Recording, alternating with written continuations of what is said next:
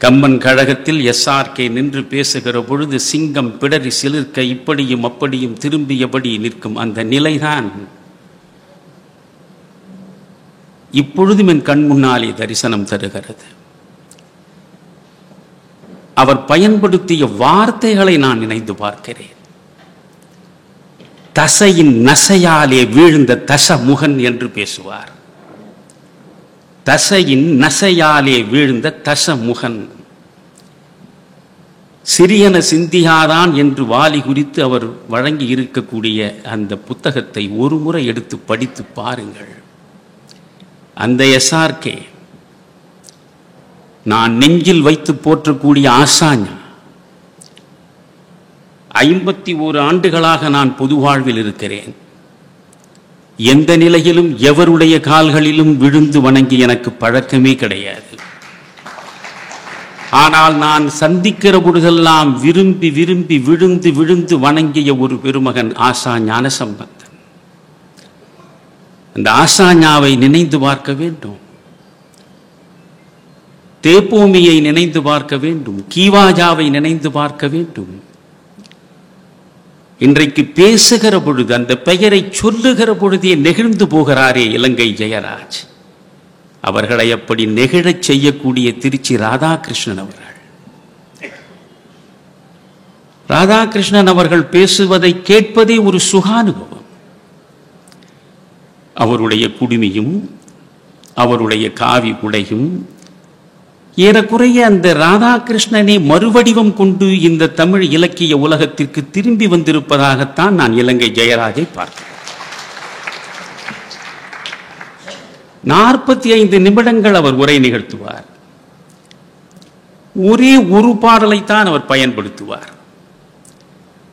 சிலர் கம்பனில் எனக்கு பல பாடல்கள் தெரியும் என்று மக்களிடம் அறிவிப்பதற்காகவே பல்வேறு பாடல்களை சொல்ல முயன்று தோற்பார்கள். ஆனால் அவர் ஒரு காட்சி, ஒரு சம்பவம், ஒரு பாடல், அந்த பாடலை மையமாக வைத்து அவர் பேச பேச பேச உங்களுக்குள் ஒரு புதிய உலகமே உருவெடுக்கும். நெஞ்சம் முழுவதும் பரவசத்தில் திளைத்திருக்கும். அவரோடு சேர்ந்து நீங்கள் ஒரு சுகவாரியில் மிதந்து கொண்டிருக்கிற நிலையில் யாரும் எதிர்பாராத சூழலில் திடீரென்று அந்த பேச்சை முடிப்பார். வானத்திலே இருந்து கீழே விழுந்தவனுக்கு என்ன நிலை இருக்குமோ அப்படி ஒரு நிலையை தருவார். இன்னும் பேச மாட்டாரா என்று. அதே ஏவிஎம் அரங்கத்தில் அவர் பேசி முடித்த பிறகு பின்னாலே இருக்கக்கூடிய வீதியில் அவரோடு நான் பேசிக் கொண்டிருந்தேன். அப்பொழுது அவர் சொன்னார், கம்பனை நான் எப்படி படிக்கிறேன்? சைக்கிளில் செல்வார் அவர். சைக்கிளில் செல்லுகிற பொழுதும் கம்பனோடு தான் செல்லுவேன். கழிப்பறையில் இருக்கிற பொழுதும் கம்பனோடு தான் இருப்பேன். இப்படி கம்பனோடு இரண்டர கலந்த மகத்தான மனிதர்கள் எல்லாம் பேச பேச அவற்றையெல்லாம் கேட்டு கேட்டு கம்பனை ஓரளவு எனக்குள் கொண்டு வந்து சேர்த்தவன் நான். கம்பன் அடிப்பொடியை பற்றி சொன்னார். கம்பன் அடிப்பொடிக்கு கம்பன் அடிப்பொடியினுடைய அடிப்பொடியாக திகழ்பவர்தான் நம்முடைய பழனியப்பன். பழனியப்பனை இப்பொழுது பார்க்கும் பொழுது எனக்கே கொஞ்சம் வருத்தமாக இருந்தது. 70 வயதாகிறது அவருக்கு, எனக்கும் 70 வயதாகிறது. ஆனால் 44 ஆண்டுகளுக்கு முன்னால் பழனியப்பனுடைய அழகும் இளமையும் ததும்புகிற அந்த அற்புதமான கம்பீரத்தை என் கண்களாலே நான் பார்த்து பரவசம் அடைந்திருக்கிறேன். ஒரு மிகப்பெரிய தொழில் நிறுவனத்தில் மிக முக்கியமான நிர்வாக பொறுப்பில் அவர் இருந்தபடி இந்த கம்பன் கழகத்திற்கு அவர் ஓடி ஓடி ஆற்றிய தொண்டுகள் அனைத்தையும் நான் இப்பொழுது நன்றியோடு நினைந்து பார்க்கிறேன். இவர்களை போன்ற பெருமக்கள் இன்னும் பல்கி பெருக வேண்டும். இப்பொழுது உங்களிடம் வருகிறேன். நாமக்கல்லில் ஏராளமாக கல்லூரிகள் இருக்கின்றன இல்லையா? இந்த கல்லூரி பிள்ளைகள் அனைவரையும் கம்பனை கேட்பதற்காக வரவழைக்க உங்களால் ஏன் இயலவில்லை? மீண்டும் மீண்டும் 50 வயது கடந்த மனிதர்களிடமே கம்பனை பேசுவதனால் என்ன பயன் ஏற்படும் என்று எனக்கு புரியவே இல்லை. கம்பனில் நயம் பேசுவதனால் ஒரு பயனும் இல்லை. மாயமானாயினான் மாயமானாயினான் என்று மாரீசன் குறித்து இன்னும் எவ்வளவு காலம் பேசப் போகிறோம்? இன்னும் எவ்வளவு காலம் பேசப் போகிறோம்? கம்பனை எப்படி இன்றைய இளைய சமூகத்திடம் கொண்டு போய் சேர்க்க வேண்டும் என்று புதிதாக சிந்தியுங்கள். இளைஞர்களை இலக்கிய மேடைகளை நோக்கி வருவதற்கான வாய்ப்பை உருவாக்குங்கள். வலிந்து அவர்களை வரவழையுங்கள். அவர்களிடம் சென்று சேர வேண்டும் இந்த தமிழ். அவர்களிடம் சென்று சேர வேண்டும் இந்த தமிழ் சார்ந்த பண்பாடு, இந்த இனம் சார்ந்த பெருமிதம். எனவே மீண்டும் மீண்டும் நயம் பேசிக் கொண்டிருப்பதில், சில பாத்திரங்களை வைத்துக் கொண்டு பட்டிமண்டபங்கள் நடத்துவதில், வழக்காடு மன்றங்கள் நடத்துவதில் எனக்கு உடன்பாடு இல்லை. கம்பன் எதற்காக இந்த ராமாயணத்தை உங்களுக்கு கொடுத்தான் என்பதைத்தான் நான் சொல்ல விரும்புகிறேன். அதற்காகத்தான் நான் ராமாயண ரகசியம் என்று ஒரு நூலை சமீபத்தில் எழுதி வெளியிட்டேன். 16 புத்தகங்களை நான் எழுதியிருக்கிறேன். எந்த புத்தகத்தை நீங்கள் படித்தாலும் உங்களுடைய சிந்தனை சிறுமையடைகிறார் போல் ஒரு செய்தியும் அதில் இருக்காது. அதை பெருமிதத்தோடு என்னாலே பிரகடனம் செய்ய முடியும். ஆனால் நான் வழங்கி இருக்கக்கூடிய அந்த 16 நூல்களில் பாரதி குறித்து நான் ஆய்வு செய்து எழுதிய கனவு மெய்ப்பட வேண்டும் என்கிற நூலும், ராமாயண ரகசியம் என்கிற நூலும் நான் கொடுத்ததன் மூலமாக உண்மையிலேயே எனக்குள் பெருமிதம் கொள்கிறேன். இந்த ராமாயணத்தை ஏன் கம்பன் கொடுத்தான்? கம்பனில் பண்பாடு என்று ஒரு தலைப்பை வழங்கி இருக்கிறோம், அது வேறு. இந்த ராமாயணத்தை எதற்காக கொடுத்தான்? நான் திரும்ப சொல்கிறேன், வான்மீகத்தை படித்துவிட்டுத்தான் கம்பனை படிக்க வேண்டும். வான்மீகத்தை படிக்காமல் கம்பனை மட்டுமே நான் படித்தேன் என்று சொன்னால் நீங்கள் கம்பன் என்கிற மகாகவியினுடைய முழுமையான விஸ்வரூப தரிசனத்தை சந்திக்கவே மாட்டீர்கள். எப்படிப்பட்ட கவிஞன் கம்பன்! நீங்கள் ஒரு காப்பியம் என்றால் அந்த காப்பிய உத்தியை உருவாக்கி கொடுத்தவன் ஹோமர். அந்த காப்பியத்திற்கான முழுமையான கட்டமைப்பை உருவாக்கி தந்தவன் வர்ஜில்.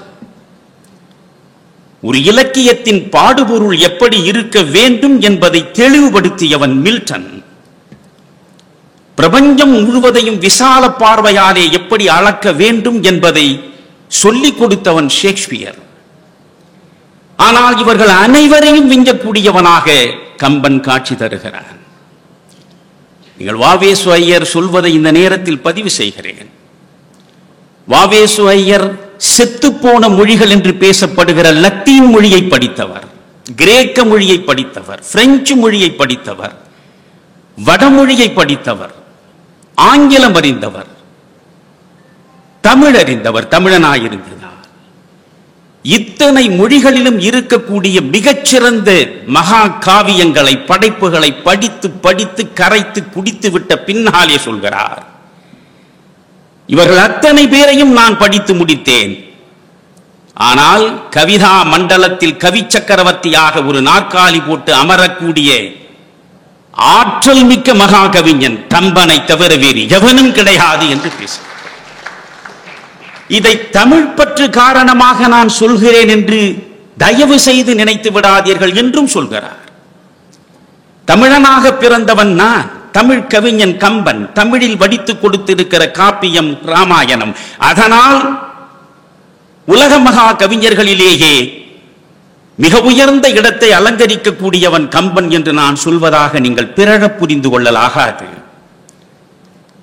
நீண்ட நெடுங்காலம் ஆழமாக பல்வேறு காப்பியங்களை, பல்வேறு படைப்புகளை படித்து படித்து நிதானமாக நான் எனக்குள் ஏற்றுக்கொண்ட முடிவை வெளிப்படுத்துகிறேன் என்று அவர் சொல்கிறார். எனவே நண்பர்களே, இந்த கம்பனை மேலும் மற்றவரிடம் கொண்டு போய் சேர்க்க வேண்டும். வான்மீகத்தை நான் படிக்கிறேன், ஆனால் கம்பனை வட இந்தியாவிலே இருக்கக்கூடியவன் படிக்கிறானா என்பதுதான் கேள்வி. தாகூரை நான் வாசிக்கிறேன், ஆனால் பாரதியை வட இந்தியாவிலே இருக்கிறவன் வாசிக்கிறானா என்பதுதான் கேள்வி. அவர்கள் வாசிக்கவில்லை. காரணம் யார்? நாம் தான் காரணம். நாம் தான் காரணம். நான் தமிழக அரசின் திட்டக்குழு உறுப்பினராக இருந்த பொழுதும் என்னுடைய பார்வையின் கீழே தமிழ் வளர்ச்சித்துறையும் இருந்தது. அந்த நேரத்தில் தமிழ் வளர்ச்சித்துறை சார்ந்த அத்தனை அதிகாரிகளையும் வரவழைத்து அவர்களிடம் நான் சொன்னேன், செவ்வியல் இலக்கியம் என்று சொல்லிக் கொண்டிருக்கிறோம். நாம் 2000 ஆண்டுகளுக்கு முன்னாலே மனிதர்கள் சிந்திக்க தொடங்குகிற நிலையிலேயே சிந்தனையின் சிகரத்தை எட்டி பிடித்தவன் தமிழன். எனவே அவர்கள் வடித்து கொடுத்த அந்த செவ்வியல் இலக்கியங்களின் சிந்தனைகளை எல்லாம் உலகம் முழுவதும் கொண்டு சேர்க்க வேண்டும் என்றால் ஒரு 300 பாடல்களை தேர்ந்தெடுங்கள். அந்த 300 பாடல்களை இந்தியாவின் அனைத்து மொழிகளிலும் நீங்கள் மொழிபெயர்த்துக் கொடுங்கள். ஆற்றல் மிக்க மொழிபெயர்ப்பாளர்களை பயன்படுத்தி உலகம் முழுவதும் சென்று சேருவதற்கு ஆங்கிலத்தில் அவற்றை கொண்டு போய் கொடுப்பதற்கு முயலுங்கள். திரும்ப திரும்ப யாதும் ஊரே யாவரும் கேளிர் தீதும் நன்றும் பிறர் தர வாரா நோதலும் தனிதலும் அவற்றோர் அன்ன சாதலும் புதுவதன்று வாழ்தல் இனிதன மகிழ்ந்தென்றும் இளமே என்று எத்தனை காலம் எனக்கு நானே சொல்லி நிலைக்கண்ணாடியின் முன்னாலே நின்று என் அழகு கண்டு நானே ஆராதனை செய்து என் மார்பில் நான் சந்தனம் பூசி என் தோளில் நான் மாலை சூட்டி மகிழ்ந்து கொண்டிருப்பது. அடுத்தவன் அல்லவா என் தமிழை பாராட்ட வேண்டும். இந்த தமிழ் எப்படிப்பட்ட காப்பியத்தை வழங்கி இருக்கிறது என்று பார்க்க வேண்டும். வாவேசையர் சொல்கிறார், ரசனை ரசனை. வடமொழியில் ஒரு சொற்பிரயோகம் உண்டு, ரசாத்மகம் வாசகம் என்று. ஒவ்வொரு வார்த்தையும் ரசனையோடு வெளிப்பட வேண்டும். வெளிப்படக்கூடிய வார்த்தையை செவிமடுப்பவனுக்கு உள்ளே ஒரு புதிய ரசனை பிறக்க வேண்டும். எனவே ரசனையை மையமாக வைத்துக் கொண்டு அதை ஒரு அளவுகோலாக வைத்துக் கொண்டு பார்த்தால் வான்மீகி மற்ற படைப்பாளிகளை விட உயரத்தில் இருப்பான். ஆனால் கம்பனை ஒப்பு நோக்கு அவன் தாழ்ந்து கிடக்கிறான் என்று பேசுகிறார் வாவேசையர். ஆனால் நான் உங்களிடம் சொல்வது, நான் எந்த இலக்கியத்தையும் ரசனைக்காக மட்டும் படிப்பது கிடையாது. இதை படிப்பதன் மூலம் என் அறிவு விரிவாகுமா, என் சிந்தனை செழுமை உருமா, என்னை அறியாமல் என் மனதுக்குள் படிந்து கிடக்கக்கூடிய மாசும் அழுக்கும் அகல்வதற்கான வாய்ப்பை இது உருவாக்கி தருமா என்றுதான் நான் பார்ப்பேன். இன்றைக்கு இந்த கம்பன் ராமாயணத்தை எதற்கு கொடுத்தார்? வைணவத்திற்கென்று ஒரு இலக்கியம் இல்லை. வைணவனாக வாழ்ந்தவன் கம்பன். அதனால் வைணவத்திற்கு ஒரு இலக்கியமாக இந்த இதிகாசத்தை வழங்க வேண்டும் என்று கருதி அவன் வான்மீகத்தை தமிழிலே கொடுத்தான் என்று ஒரு சிலர் பேசுவார்கள்.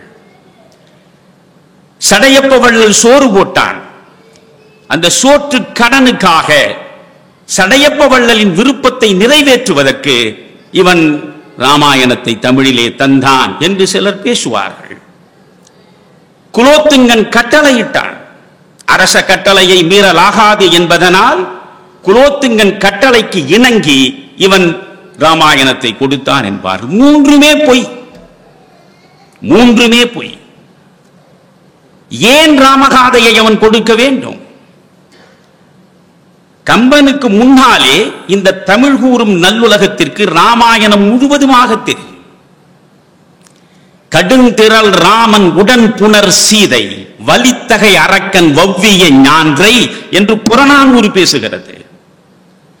2000 ஆண்டுகளுக்கு முன்னாலே புறநானூறு பேசுகிறது. கம்பனுடைய ராமாயணம் 9ஆம் நூற்றாண்டா 12ஆம் நூற்றாண்டா என்று இன்னும் நாம் பட்டிமண்டபம் போட்டுக் கொண்டிருக்கிறோம். சரி, ஆசானாவினுடைய கூற்றின்படி கம்பன் 9ஆம் நூற்றாண்டிலேயே வாழ்ந்தவன் என்று எடுத்துக்கொண்டாலும் அவனுக்கு 1000 ஆண்டுகளுக்கு முன்னாலேயே இந்த மண்ணில் ராமாயணம் பேசப்பட்டிருக்கிறது. தாதை ஏவலின் மாதுடன் போகி காதலி நீங்க கடும் துயர் உழந்து வேத முதல்வன் பயந்தோன் என்பது நெடுமொழி என்றோ நீ அறிந்திலையோ என்று சிலம்பு பேசுகிறது. நீ அறிய மாட்டாயா? கானகத்தில் மனைவியை பறிகொடுத்து தவித்து துடித்தவன் ராமன் என்கிற செய்தி உனக்கு தெரியாதா? நீ அறிந்திலையோ? நெடுமொழி அன்றோ என்று சிலம்பில் இளங்கோவடிகள் பேசுகிறார். சிலப்பதிகாரம் கிபி 2ஆம் நூற்றாண்டில் வந்தது என்று ஒரு கணக்கை நீங்கள் வைத்துக் கொண்டு பார்த்தாலும் அவனுக்கே அது நெடுமொழி அன்றோ என்று சொன்னால் இந்த தமிழ் மண்ணில் எவ்வளவு காலம், ஒரு 3000 ஆண்டுகளுக்கு முன்பு கூட இந்த மண் ராமாயணத்தை அறிந்து வைத்திருக்கிறது. அந்த கதை தெரியும், அந்த பாத்திரங்களை அறிந்து வைத்திருந்த இனம் இது. இதை எதற்காக அவன் தமிழிலே கொடுக்க முனைந்தான்? அவனுடைய ஆற்றலுக்கு ஒரு மூல நூலை அவனே வழங்க முடியாதா? அவன் ஏன் ஒரு மூல நூலாக இருக்கக்கூடிய வடமொழியில் உள்ள காப்பியத்தை உள்வாங்கி அதை வழிநூலாக படைக்க வேண்டும்? எப்படிப்பட்ட கவிஞன்? நீங்கள் திரும்ப திரும்ப சொல்கிறேன், நான் என் எழுதியிருக்கிற ராமாயண ரகசியத்தை அப்படித்தான் எழுதினேன். வான்மீகத்தை சர்க்கம் சர்க்கமாக நான் ஒரு பக்கம் படித்தபடி, அந்த சர்க்கம் சர்க்கமாக படித்து முடித்ததும் கம்பனை படலம் படலமாக படித்து, எந்த இடத்திலெல்லாம் இந்த தமிழ் மண் சார்ந்த பண்பாட்டை பெருமைப்படுத்துவதற்கு அவன் மாற்றங்களை உருவாக்கி இருக்கிறான் என்று கண்டு தெளிய வேண்டும் என்றால், இந்த இனத்தின் பண்பாட்டுக்கு பாதுகாப்பு வேலியிட்டவன் கம்பன் என்பதை நீங்கள் தெளிவாக அறிய வேண்டும் என்றால் வான்மீகத்தை பக்கத்திலே வைத்துக் கொண்டுதான் கம்பனை படிக்க வேண்டும். வான்மீகத்தில் அவையடக்கம் கிடையாது, வான்மீகத்தில் கடவுள் வாழ்த்து கிடையாது. ஆனால் இந்த ராமாயணத்தை எதற்கு படைக்கிறோம் என்பதை அவையடக்கம் பேசுகிற இடத்திலேயே அவன் தெளிவாக சொல்கிறான். வையம் என்னை இகழவும் மாசு எனக்கு எய்தவும் நான் இயம்புவது யாதனின் தெய்வமாக்கவி புலமையினோன் தெய்வமாக்கவி மாட்சி தெரிக்கவே என்கிறான். வான்மீகி தெய்வமாக்கவி, அவனுடைய பெருமையை தெரிவிப்பதற்காக நான் இந்த படைப்பை உருவாக்குகிறேன் என்று சொல்லுகிற பொழுது அவன் பயன்படுத்துகிற வார்த்தைகளை பார்க்க வேண்டும். வையம் என்னை இகழவும் மாசு எனக்கு எய்தவும். இந்த நூலை படைப்பதனாலே உலகம் ஒரு நாள் என்னை பழிக்க கூடும், என் மீது மாசு படர்வதற்கான வாய்ப்பும் வரலாம். ஆனாலும் இந்த நூலை நான் எழுதுகிறேன். எதற்காக எழுதுகிறான் என்பதுதான் முக்கியம். கம்பனுக்கு முன்னாலே ஆழ்வார்கள் ராமாயணத்தை பார்த்திருக்கிறார்கள். பெரியாழ்வார் பாடி இருக்கிறார், நம்மாழ்வார் பாடி இருக்கிறார், திருமங்கை ஆழ்வார் பாடி இருக்கிறார், குலசேகர ஆழ்வார் பாடி இருக்கிறார். இவர்கள் எல்லாம் கம்பனுக்கு முற்பட்டவர்கள். ஆனால் இந்த ராமாயணத்தை இவ்வளவு ஆற்றல் மிக்க கவிஞன் எதற்காக கையில் எடுத்தார்? நீங்கள் வள்ளுவனை எடுத்துக்கொண்டால் அறத்துப்பா அதில் 5 உடைமைகளை பேசுவான், பொருட்பாலில் 5 உடைமைகளை பேசுவான். நீங்கள் அறத்துப்பாலை எடுத்து பாருங்கள். அன்புடைமை, அடக்கமுடைமை, ஒழுக்கமுடைமை, பொறையுடைமை, அருளுடைமை என்று 5 உடைமைகளை உங்களுக்கு வழங்குகிறார். பொருட்பாலுக்குள்ளே நீங்கள் சென்றால் அறிவுடைமை, ஊக்கமுடைமை, ஆழ்வினை உடைமை, பண்புடைமை, நானுடைமை என்று 5 உடைமைகளை உங்களுக்கு வழங்குகிறார். அழியாத செல்வங்களாக நீங்கள் பெற்று பேரின்பத்தை பெற வேண்டும், உங்கள் வாழ்வு சிறக்க வேண்டும், உங்கள் வாழ்வில் அனைத்து உன்னதங்களையும் அடைய வேண்டும் என்பதற்காக 10 உடைமைகளை அவன் தருகிறான் உங்களுக்கு. அந்த 10 உடைமைகளில் ஒன்றுதான் அடக்கமுடைமை. அடக்கமுடைமை. இன்றைய தமிழ் சமூகம் எங்கே செல்கிறது என்பதை யோசியுங்கள். எல்லா காலங்களையும் விட, நான் திரும்ப திரும்ப சொல்லுவேன், எல்லா காலங்களையும் விட இன்றுதான் காந்தியம் மிகவும் தேவைப்படுகிற காலம். எல்லா காலங்களையும் விட இன்றுதான் கம்பன் மிக அதிகமாக வாசிக்கப்பட வேண்டிய காலம். இளைஞர்கள் கருத்தூன்றி வாசிக்க வேண்டிய காலம். எங்கெல்லாம் இந்த தமிழ் சமுதாயத்தின் பண்பாட்டை பராமரிப்பதற்கு அவன் முயன்றிருக்கிறான் என்பதை திரும்ப திரும்ப யோசிக்க வேண்டும். புலன் அடக்கம் என்ற ஒன்று இல்லை என்றால் எவ்வளவு ஆற்றல் மிக்கவனாக இருந்தாலும் நீங்கள் அழிந்து படுவீர்கள் என்பதுதானே ராமாயணம் தருகிற செய்தி. அறம் வெல்லும் பாவம் தோற்கும் என்பது பாதிகம் என்று நாம் பேசிக் கொண்டிருக்கிறோம். ஆனால் இந்த ராமாயணத்தினுடைய அடிப்படை ரகசியம் எது? எதற்காக கம்பன் இதை எழுத வேண்டும்? சங்க இலக்கியங்களை நீங்கள் முழுமையாக படித்தால் புலனடக்கம் போற்றப்படுவதே கிடையாது. புலனடக்கம் போற்றுகிறார் போல் சங்க இலக்கியத்தில் பெரிய செய்திகளை உங்களால் பார்க்க முடியாது. வாழ்வின் நுகர்வை திரும்ப திரும்ப விரிவாக பேசுகிறது, ஆனால் அறம் சார்ந்த நுகர்வை அது பேசுகிறது. 2000 ஆண்டுகளாக தமிழ் இலக்கியத்தினுடைய நீங்கள் பார்வையை ஒரு பருந்துபட்ட பார்வையாக பார்த்தால் 2 தண்டவாளங்களின் மீதுதான் அதனுடைய பயணம் இருக்கிறது. ஒன்று அறம், இன்னொன்று அன்பு. அறம் செழிக்கவும் அன்பு தழைக்கவும் தான் இலக்கியம் தமிழில் உருவாக்கப்பட்டது. இந்த இரண்டையும் உங்களிடம் கொண்டு வந்து சேர்ப்பதைத்தான் தலையாய கடமையாக கம்பன் மேற்கொள்ளுகிறான். இந்த பாத்திரங்கள் அனைத்தையும் நீங்கள் பார்த்தால், அந்த பாத்திர படைப்புகளுக்குள்ளே நீங்கள் சென்று சேர்ந்தால் அறம் வலியுறுத்தப்படுகிறது. ஊடும் பாவுமாக அன்பு தொடர்ந்து இழையோடுகிறது. இன்றைக்கு அறம் சார்ந்த வாழ்வியலை நாம் நடத்துகிறோமா? நெஞ்சில் கை வைத்து சொல்லுங்கள். அன்பு சார்ந்த வாழ்வைத்தான் நாம் ஆராதனை செய்கிறோமா? யோசித்து சொல்லுங்கள். மனித நேயம் கொஞ்சம் கொஞ்சமாக சீரழிந்து சிதைந்து விட்டது. சக மனிதனை சிந்திப்பதற்கு நான் தயாராக இல்லை. என் மனைவி, என் பிள்ளை, என் குடும்பம், என் வாழ்வு என்று நான் சுயநலத்தில் சுருங்கிவிட்டேன். சக மனிதனை சிந்திப்பதற்கும் சக மனிதனின் கண்களில் இருந்து வழியக்கூடிய கண்ணீரை துடைப்பதற்கும் நான் தயாராக இல்லை. பாலைவனத்தில் நெடிதுயர்ந்து நிற்கக்கூடிய ஒற்றை பேரிச்ச மரத்தை போல ஒவ்வொருவனும் சுயநலத்தில் தனித்தனி தீவாக மாறிவிட்டான் என்று. இந்த அன்பு மீண்டும் தழைக்க வேண்டும், இன்பத்தை நுகர வேண்டும். புலனை ஒடுக்குவது என்பது வேறு, புலனை அடக்குவது என்பது வேறு. இங்கே கம்பன் புலனை ஒடுக்க சொல்லவில்லை, புலனை அடக்க சொல்கிறான். குண்டூசி அளவுக்கு உலகப்படத்தில் காட்சி தரக்கூடிய ரோம் உலகின் மிகப்பெரிய பேரரசாக விரைவில் வளர்ந்தது, விரைவில் வீழ்ந்தது. வரலாற்று பக்கங்களை புரட்டி பார்த்தால் ரோம பேரரசை போல வேகமாக வளர்ந்த ஒரு பேரரசும் கிடையாது, மிக வேகமாக வீழ்ந்த ஒரு பேரரசும் கிடையாது. எப்படி வளர்ந்தது? தன் வீரத்தினாலே ரோம் உலக பேரரசாக உருவெடுத்தது. எப்படி வீழ்ந்தது? நுகர்வு என்பது வெறியாக மாறியதன் விளைவாக அது வீழ்ந்தது. கோல்ட்ஸ்மித் அழகாக சொல்வான், when wealth accumulates men decay என்பான். எங்கே செல்வம் குவிகிறதோ அங்கே பண்பாடு சிதையும். இலங்கையில் இல்லாத செல்வமா? இலங்கை எப்படி இருந்தது? மரமடங்களும் கனகம், மனைகளாம் கற்பகம். மரமடங்களும் கற்பகம், மனைகளாம் கனகம். அறமடந்தையர் சிலதியர் அரக்கியர்க்கு. அங்கே இருக்கக்கூடிய அரக்கிகளுக்கு பணிப்பெண்கள் யார்? தேவமகளிர். அமரர்கள் உரமடங்கி உழையராய் உழல்குவர். தேவர்கள் ஏவல் கூவலாக இருந்திருக்கிறார்கள். எப்படிப்பட்ட இலங்கை? இலங்கையினுடைய பெருமையை நீங்கள் புரிந்து கொள்ள வேண்டும் என்றால் கம்பன் கற்பனையின் உச்சத்திற்கே செல்லுவான்.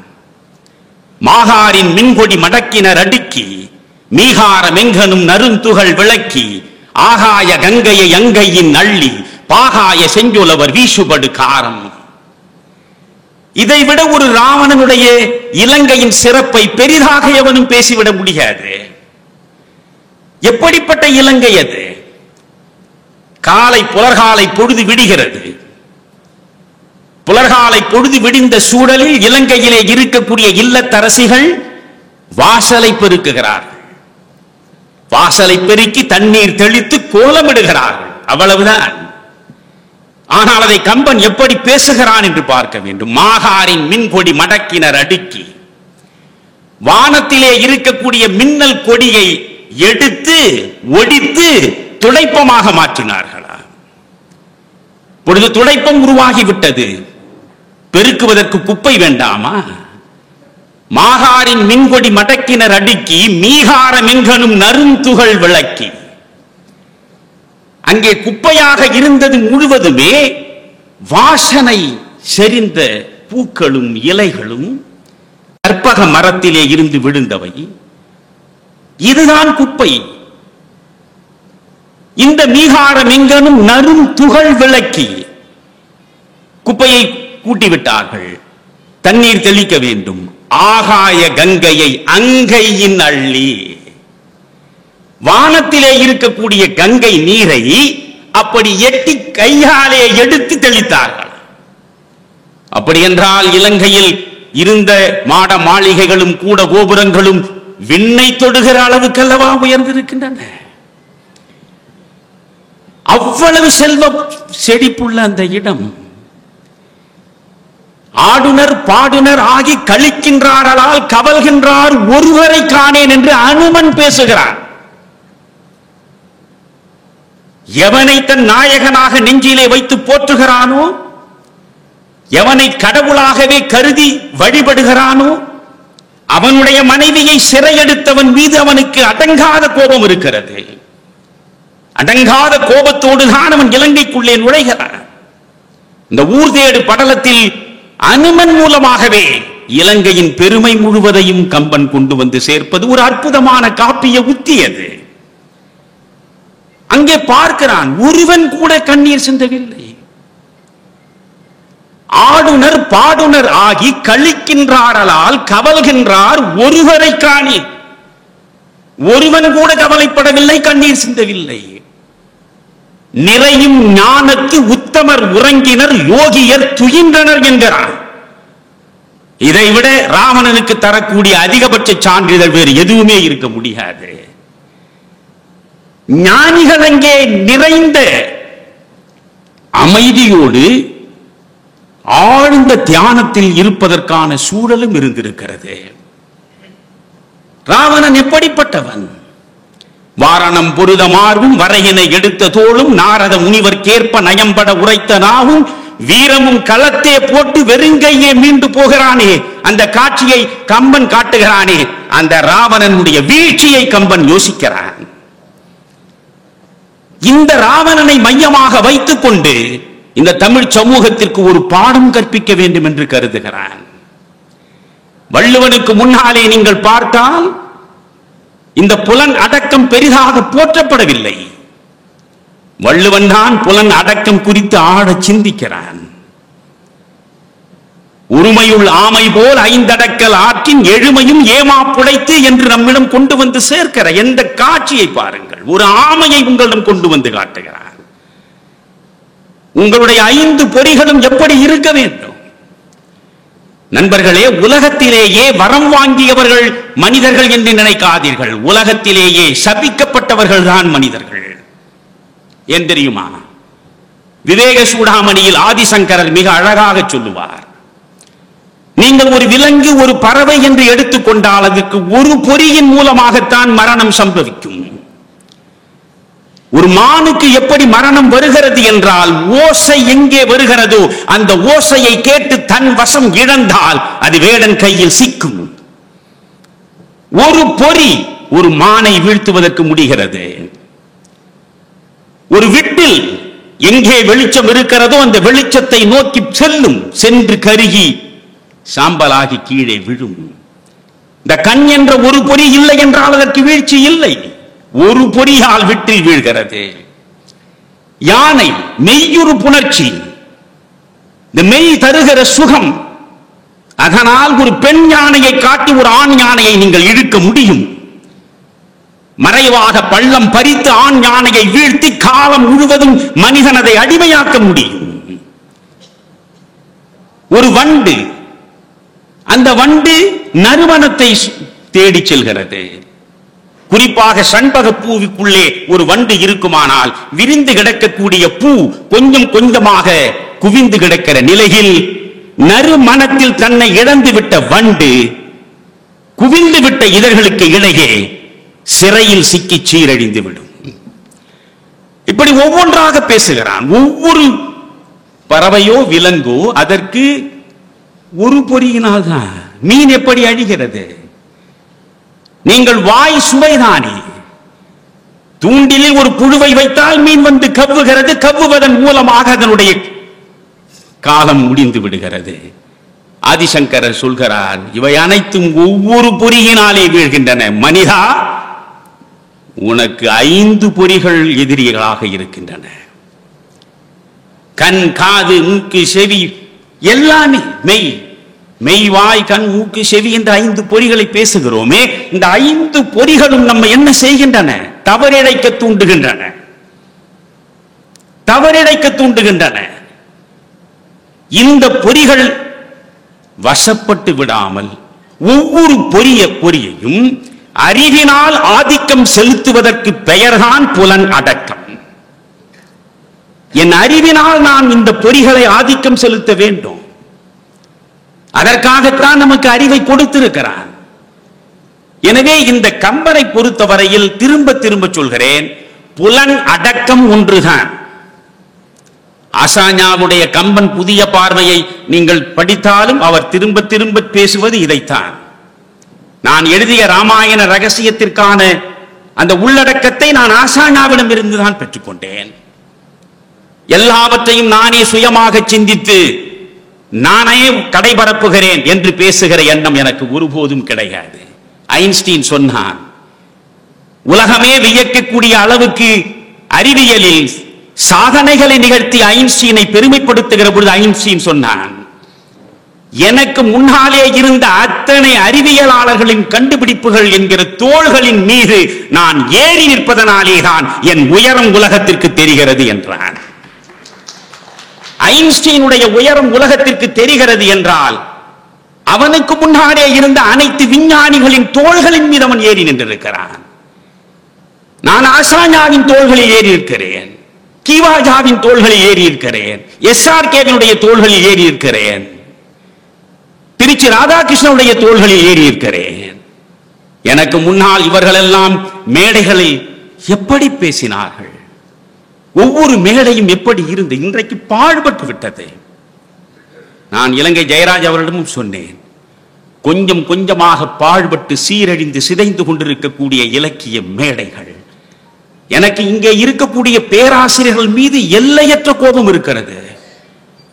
இந்த தமிழ் பேராசிரியர்கள் என்று சொல்லிக் கொண்டு இருக்கக்கூடியவர்கள் மீது பரமேஸ்வரன் என்னை மன்னிக்க வேண்டும், எல்லையற்ற கோபம் இருக்கிறது. பட்டிமண்டபம் என்று போடுகிறீர்கள், போட்டு உங்கள் தலைப்பு எதை நீங்கள் உருவாக்கி இந்த சமூகத்திற்கு தருகிறீர்கள்? 20 வயதில் இன்பமா, 60 வயதில் இன்பமா? இதற்கா நீங்கள் வேண்டும்? சாலை ஓரத்தில் இருக்கக்கூடிய சாதாரண மனிதனை கேட்டால் அவன் சொல்லுவானே, 20 வயதில் கிடைக்கக்கூடிய இன்பம் என்பது ஒன்று, 60 வயதில் வாய்க்கக்கூடிய இன்பம் என்பது ஒன்று, அதில் எது சிறந்தது என்று சாலை ஓரத்தில் உள்ள சாமானியன் சொல்வான். இதற்கு எதற்கு உனக்கு படிப்பு? இதற்கு எதற்கு உனக்கு ஒரு ஆய்வு? ஓடி போய் திருமணம் செய்து கொள்ளலாமா, திருமணம் செய்து கொண்டு ஓடி போகலாமா என்று சொல்வதற்காக நீங்கள் வந்து நிற்க வேண்டும் ஒரு மேடையில். இன்றைக்கு தமிழ்நாட்டிலேயே இந்த வார்த்தைகளை விற்பதன் மூலமாக மாபெரும் கோடீஸ்வரர்களாக இவர்கள் மாறிவிட்டார்கள். அவர்கள் நான் குறை சொல்லவில்லை. என்னை பொறுத்தவரையில் நீங்கள் பேசுகிறீர்கள், நான் நெஞ்சுரத்தோடு நிற்கிறேன். இவை சரி என்றால் இயம்புவதன் தொழில், இவை தவறானால் எதிர்ப்பதன் வேலை. இதைத்தான் 51 ஆண்டுகளாக நான் செய்கிறேன். நான் பெருந்தலைவர் காமராஜருடைய காலடியில் 1966 மாநில கல்லூரியில் மாணவனாக படிக்கிற பொழுது போய் சேர்ந்தேன். 1967 சத்திய சோதனையை வாசிக்க தொடங்கினேன். காமராஜரை பார்ப்பது பெரிதல்ல, காந்தியை படிப்பது பெரிதல்ல, நெஞ்சில் ஏற்று அதன்படி வாழ்வது. இன்று வரை 51 ஆண்டுகள் முடிந்து விட்டன. என் பெருமை பேசுவதற்காக நான் பறைசாற்றவில்லை. ஒரு சதுர அடி சொத்து கூட எனக்கு சொந்தமாக இன்று வரை கிடையாது. வங்கியில் பெரிய சேமிப்பு என்று எதுவும் கிடையாது. வாடகை வீட்டிலே தான் என் வாழ்க்கை நடக்கிறது. காரணம் என்ன? நான் நெஞ்சுக்குள் நேர்ந்து கொண்டேன். 10 வேட்டி 10 சட்டை 63 ரூபாயோடு காமராஜ் செத்தான் என்பதை திரும்ப திரும்ப பேசுகிறீர்களே, அப்படித்தான் தமிழறிவு மணியன் தன் வாழ்வில் சாகிற பொழுது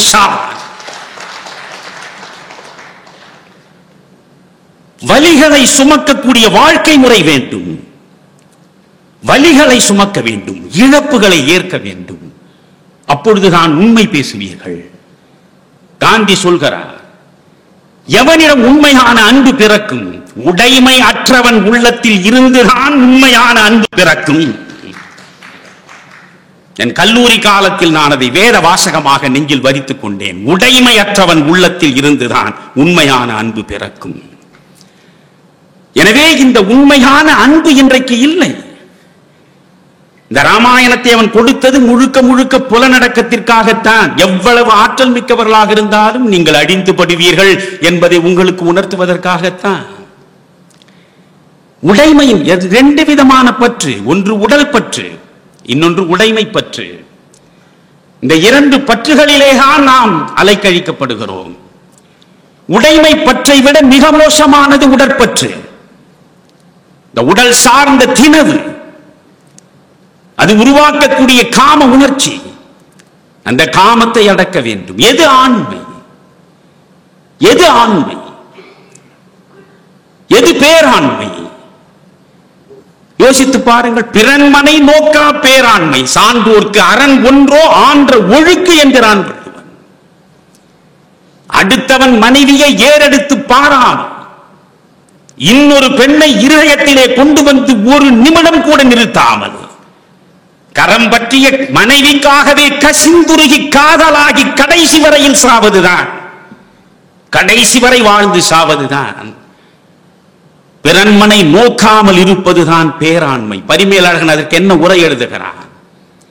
புறப்பகையை வெல்லுவது ஆண்மையாக இருக்கலாம், எளிதில் எவனாலும் வெல்ல முடியாத காமம் என்ற அகப்பகையை எவன் வெல்கிறானோ அவன்தானடா பேராண்மை மிக்கவன்.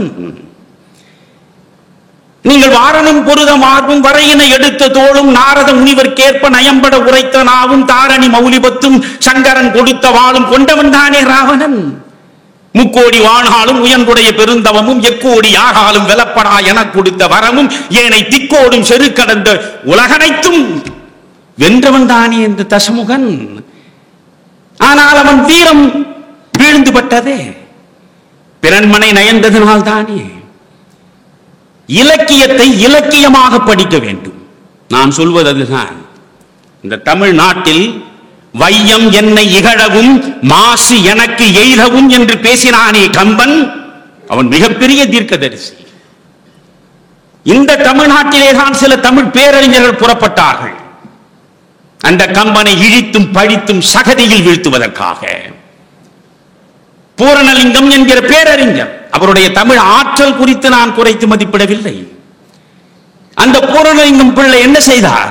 ராவண பெரியார் என்ற ஒரு நூலை எழுதியிருக்கிறார். இந்த ராவண பெரியாரில் அவர் செய்திருக்கிற ஆய்வு எப்படிப்பட்டது தெரியுமா? மிகப்பெரிய ஆய்வு அது. ராமன் ஆரியன், சீதை திராவிட பெண், அனுமன் திராவிடன். ஆரியர்களாக இருந்த முனிவர்களுக்கு எதிராக துவந்த யுத்தத்தை நடத்தியவள் தாடகை, அவளும் திராவிட பெண். சரி, சொல்லிவிட்டு செல்லுங்கள், இவன் ஆரியன் அவன் திராவிடன் என்று சொல்லிவிட்டு செல்லுங்கள். ஆனால் அதில் ஒரு சொல்கிறார், சீதையை ராவணன் சிறை எடுத்தது தமிழர் போர் முறைக்கு உகந்தது என்கிறார். என்னால் ஜீரணிக்கவே முடியவில்லை. நண்பர்களே, ராவணனுடைய தங்கை சூர்பனகையை மூக்கறுத்து முலை சிதைத்தான் இலக்குவன். அதை மௌன பார்வையாளனாக பார்த்துக் கொண்டிருந்தான் ராமன். சரி, என்னுடைய தங்கையை மூக்கறுத்து முலை சிதைத்தவன் அவன், அவனுக்கு ஒரு பாடம் நடத்த வேண்டும். அதனால் அவன் மனைவியை நான் சிறை எடுத்து அசோகவனத்தில் வைக்கிறேன் என்று சொன்னால் கூட தமிழனுடைய போர் முறை என்று நான் ஏற்றுக்கொள்வேன். சீதையை அவன் எதற்காக சிறை எடுக்கிறான்?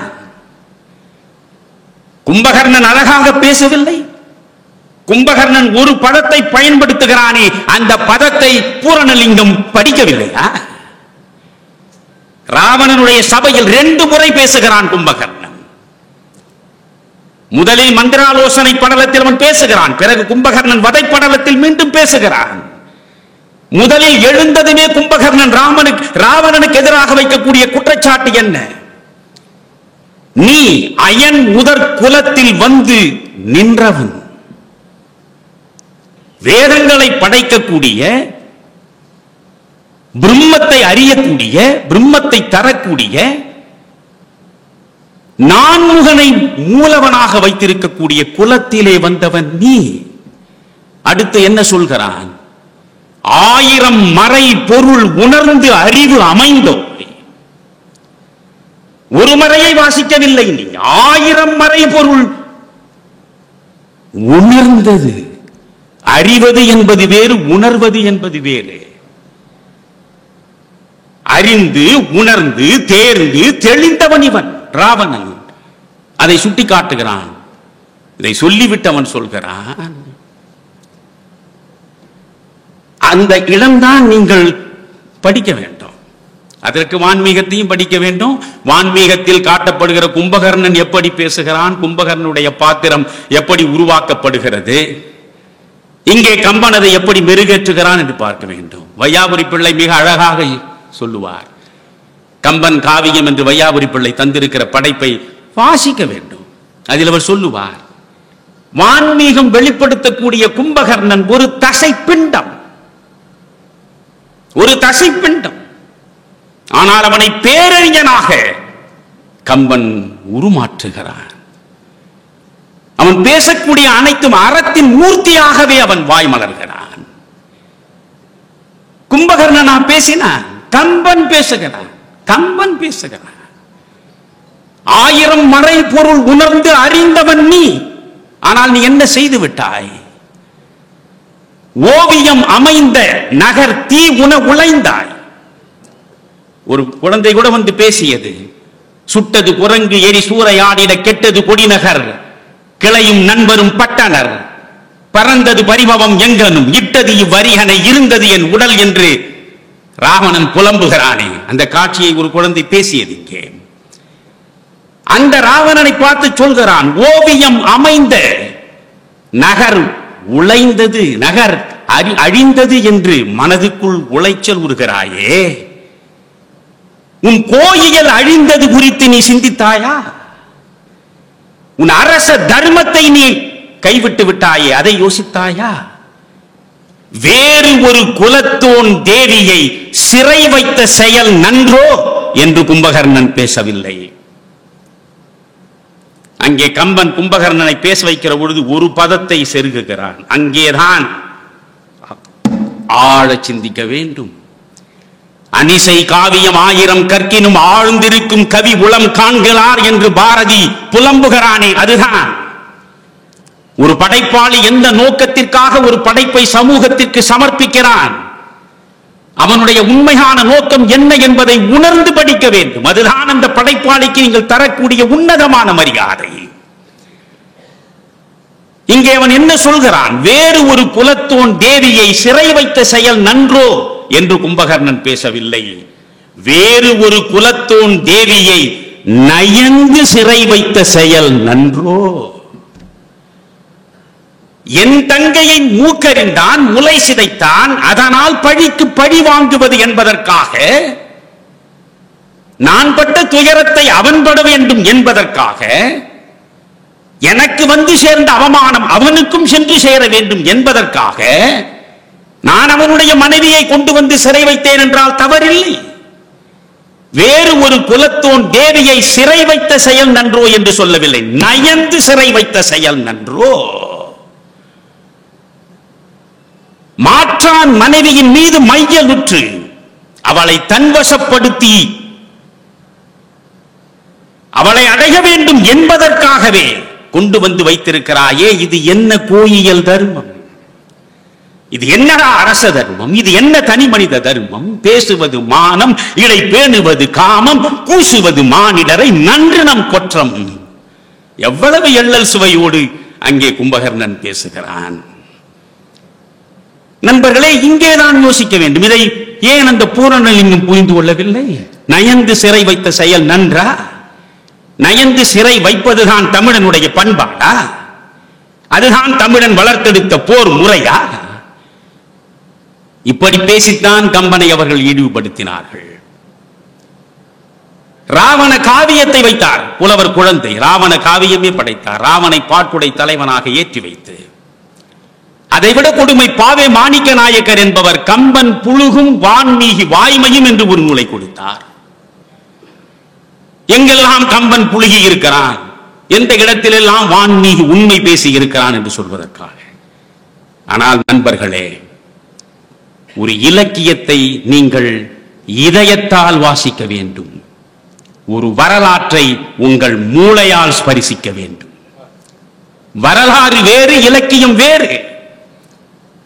நீங்கள் ஒரு மன்னன் ஆண்ட விதம் குறித்து 1000 விதமாக நீங்கள் முரண்படலாம், 1000 கோணங்களில் ஆய்வு செய்யலாம். ஆய்வுக்குரியது வரலாறு, ரசனைக்கு உரியதுதான் இலக்கியம்.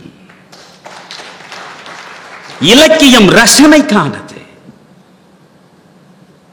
ஒரு ரசனையின் மூலமாக உனக்குள்ளே ஒரு அறம் சார்ந்த செய்தியை கொண்டு வந்து சேர்த்து விட வேண்டும் என்று துடிப்பது இலக்கியம். ஒரு இலக்கை நோக்கி உன்னை இட்டு செல்வதுதானே இலக்கியம். ஒரு வரலாறு என்பது திறந்த மேனியாய் நிர்வாணமாக நிற்பது. இது இந்த நேரத்தில் இவ்விதம் நிகழ்ந்தது என்று சொல்வது மட்டும்தான் வரலாற்றாசிரியன் வேலை. அதில் கொஞ்சம் கூட அவனுடைய புனைவும் கற்பனையும் கலக்கலாகாது. ஆனால் ஒரு படைப்பாளி, ஒரு இலக்கியத்தை தேர்ந்தெடுப்பவன், இது இவ்விதம் நிகழ்ந்தது, ஆனால் இது எவ்விதம் நிகழ்ந்திருந்தால் இந்த மானுடம் மேன்மை பெற்றிருக்கும் என்று சொல்வதற்காக பேனா எடுக்க வேண்டும், எழுத்தாணி இருக்க வேண்டும். அதுதான் படைப்பாளிக்குரியது. நிர்வாணமாக நிற்கக்கூடிய ஒரு எலும்பு கூட்டின் மீது பல்வேறு அணிகளை பூட்டி அழகு நங்கையாக மாற்றக்கூடிய காரியத்தை செய்வதுதான் இலக்கியம். புலர்காலை பொழுதில் பனிபடர்ந்த சூழலில் இதழ் விரித்து நம்மை மயக்கக்கூடிய ஒரு ரோஜாவை அப்படியே முழுமையாக பார்ப்பது என்பதுதான் இலக்கிய ரசனை. அந்த ரோஜாவை எடுத்து இதழ் இதழாக பீத்து கசக்கி அர்த்தம் எடுப்பதுதான் இந்த கம்பனுக்கு எதிராக இவர்கள் செய்த வேலை. கம்பனா பண்பாடு காக்க தவறியவன். ராமாயணத்தில் நீங்கள் பார்த்தால் வான்மீக ராமாயணம் எப்படி தொடங்குகிறது? இந்த மண்ணில் இருக்கக்கூடிய மனிதர்களிலேயே உயர்ந்தவன் யார், சிறந்தவன் யார், அறிஞன் யார், அழகன் யார், வெற்றி மேல் வெற்றி பெற்றவன் யார், விவேகம் மிக்கவன் யார் என்ற 1000 கேள்விகள் வான்மீகியின் நெஞ்சிலே நிழலாடுகிற பொழுது அந்த கேள்விகளுக்கு ராமன் என்ற ஒரு மனிதனை நாரதன் காட்டுவதாகத்தான் வான்மீகம் தன் காப்பியத்தை தொடங்குகிறது. வான்மீகத்தில் ஆற்றுப்படலம் கிடையாது. வான்மீகம் அவையடக்கமும் இல்லை. வான்மீகத்தில் கடவுள் வாழ்த்தும் இல்லை. நேரடியாக நாரதனும் வான்மீகியும் இடையில் நடத்தக்கூடிய அந்த உரையாடலின் மூலமாக வான்மீகம் தொடங்குகிறது. இங்கே இல்லாத ஒரு ஆற்றுப்படலத்தை கம்பன் உருவாக்குகிறார். கம்பனுக்கு முன்னால் தமிழ் இலக்கிய உலகம் ஆற்றுப்படலத்தை காணவே இல்லை. ஆற்றுப்படலம் என்பதே கம்பனுடைய புதிய கைவண்ணம். அந்த சரையூ நதிக்கரை ஓரத்தில் இருந்த அயோத்தி குறித்து 2 வரியில் சொல்லி முடித்து விடுகிறான் வான்மீகி. சரையூ நதியின் 2 கரைகளிலும் செல்வ செழிப்போடும் இன்பத்தோடும் மக்கள் வாழ்ந்தார்கள். அவ்வளவுதான் வான்மீகி பேசுவது. ஆனால் கம்பன் 20 பாடல்களில் ஆற்றுப்படலத்தை படைக்கிறான். அந்த 20 பாடல்களில் முதல் பாடல் எது? அசலம்புரி ஐம்பொறி வாளியும் காசு அலம்பு முலையவர் கண் எனும் பூசலம்பும் நெறியின் புறம் செலா கோசலம் புனை ஆற்றணி கூறுவா. ஆற்றின் அழகு குறித்து பேசுவதற்கு எழுத்தாணியை அசைக்கக்கூடிய கம்பன் அங்கே முதலிலேயே சொல்லிவிடுகிறான், என் ராமாயணத்தின் ரகசியம் இதுதான், என் காப்பியத்தின் நோக்கம் இதுதான்.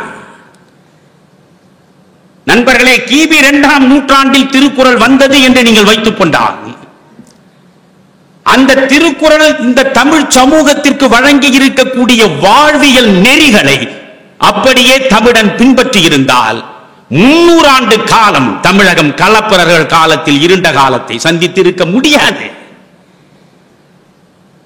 மொழியே அறியாதவர்கள் இன்றைக்கு இருக்கக்கூடிய மைசூர் பகுதியில் எருமை நாடு என்கிற இடத்திலே இருந்து வந்தவர்கள்.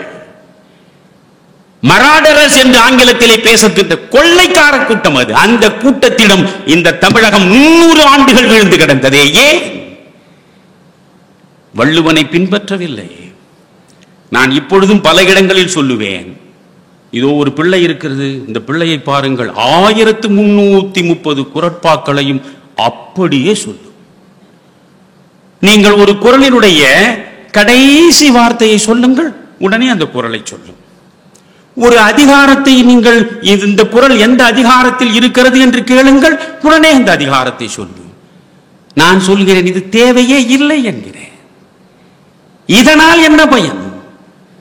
நீ 1330 குறட்பாக்களையும் அறிந்து வைத்திருப்பதை விட ஒழுக்கம் விழுப்பம் தரகான், ஒழுக்கம் உயிரினும் மேம்படும் என்ற ஒரு குறளை படி. வாழ்வு என்பதே ஒழுக்கம் சார்ந்தது என்ற உண்மையை உணர்ந்து பார். பாவேந்தர் பாரதிதாசன் போகிற போக்கில் சொல்லவில்லை, ஒற்றை வரியில், ஒழுக்கமிலார் ஏதிருந்தும் இல்லார், ஏதிருந்தும் இல்லார். உன்னிடம் கோடி கோடியாக பணம் இருக்கலாம், தோட்டம் துறவு மாட மாளிகை ஆடை அணிகள் வாகனங்கள் அனைத்தும் இருக்கலாம், ஒழுக்கம் இல்லையா?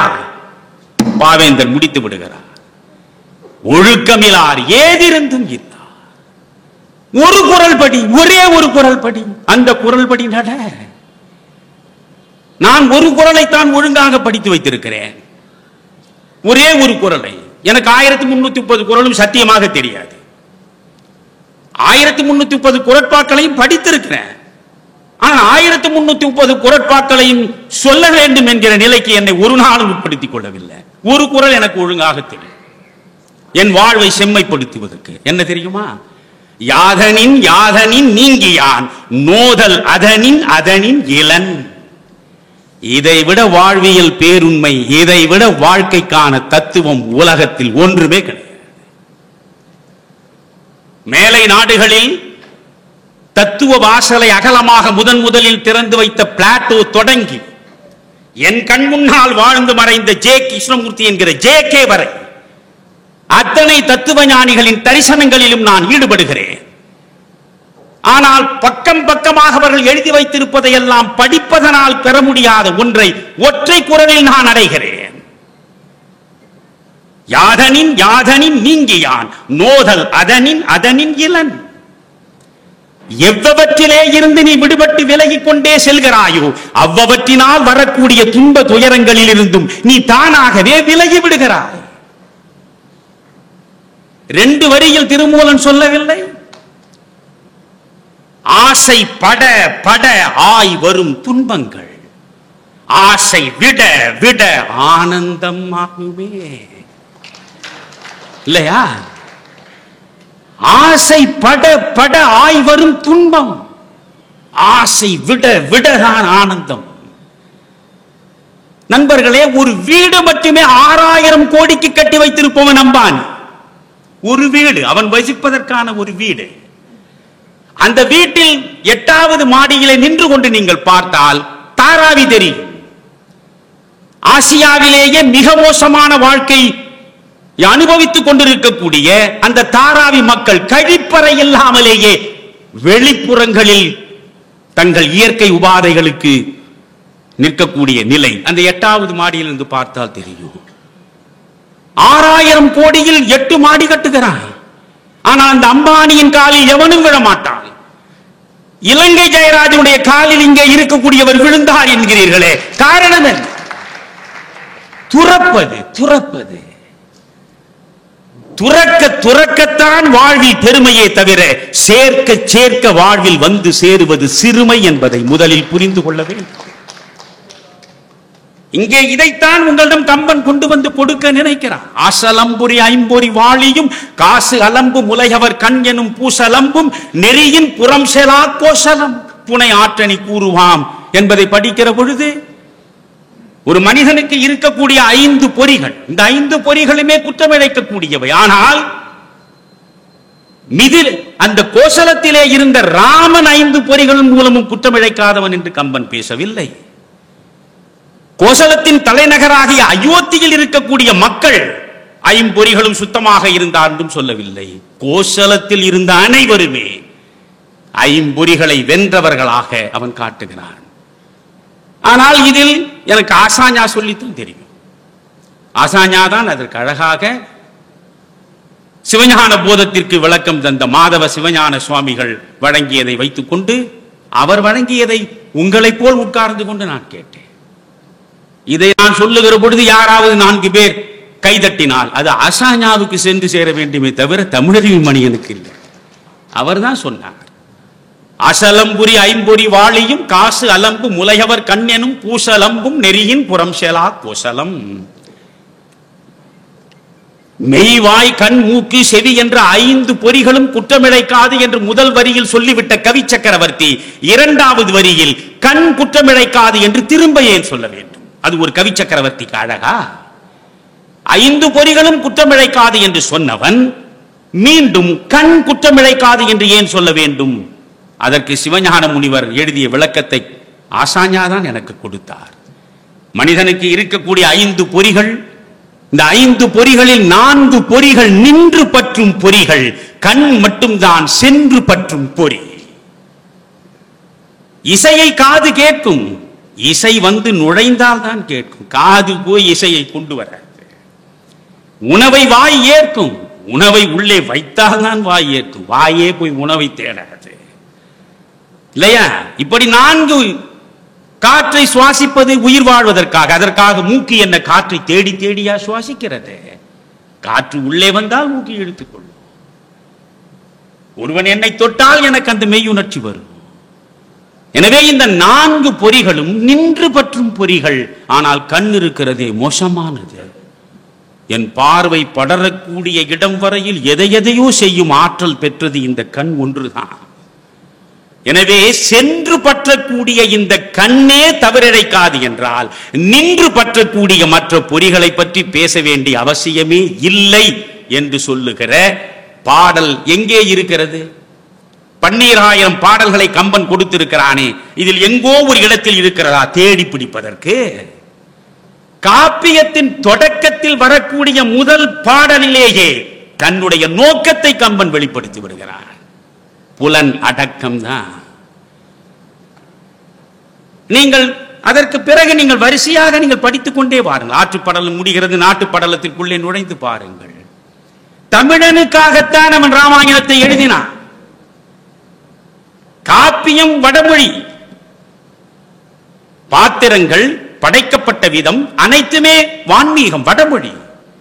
ஆனால் அவை அனைத்துக்கும் என்ன செய்தான்? கண்ணதாசன் தான் ஒருமுறை அழகாக சொன்னான், சீதைக்கு தமிழ்நாட்டு சேலை கட்டி பார்த்தவன் கம்பன் என்று. சீதைக்கு தமிழ்நாட்டு சேலை கட்டி பார்த்தவன். நண்பர்களே, அவன் கங்கையை அவன் பார்க்கவில்லை, காவிரியை தான் பார்த்திருக்கிறான். வடக்கே இருந்தவர்களை அவன் பார்க்கவில்லை, தமிழ் இனத்தை தான் அவன் பார்க்கிறான். இல்லை என்றால் களம் சுரக்கும் நிதியம், கணக்கிலா நிலம் சுரக்கும் நிறை வளம், நல் மணி பிலம் சுரக்கும் பெருகற்கரிய தம் குலம் சுரக்கும் ஒழுக்கம் குடிக்கலாம் என்று பேசுகிறானே. அந்த பாடலில் முதல் வரி என்ன? களம் சுரக்கும் நிதியம். மரக்கலங்கள் மூலமாக செல்வம் வந்து குவிந்து கொண்டிருக்கிறதா கோசலத்தில்? கோசலத்தில் எங்கே மரக்கலம் வர முடியும்? கோசலத்தில் கடற்கரை ஏது?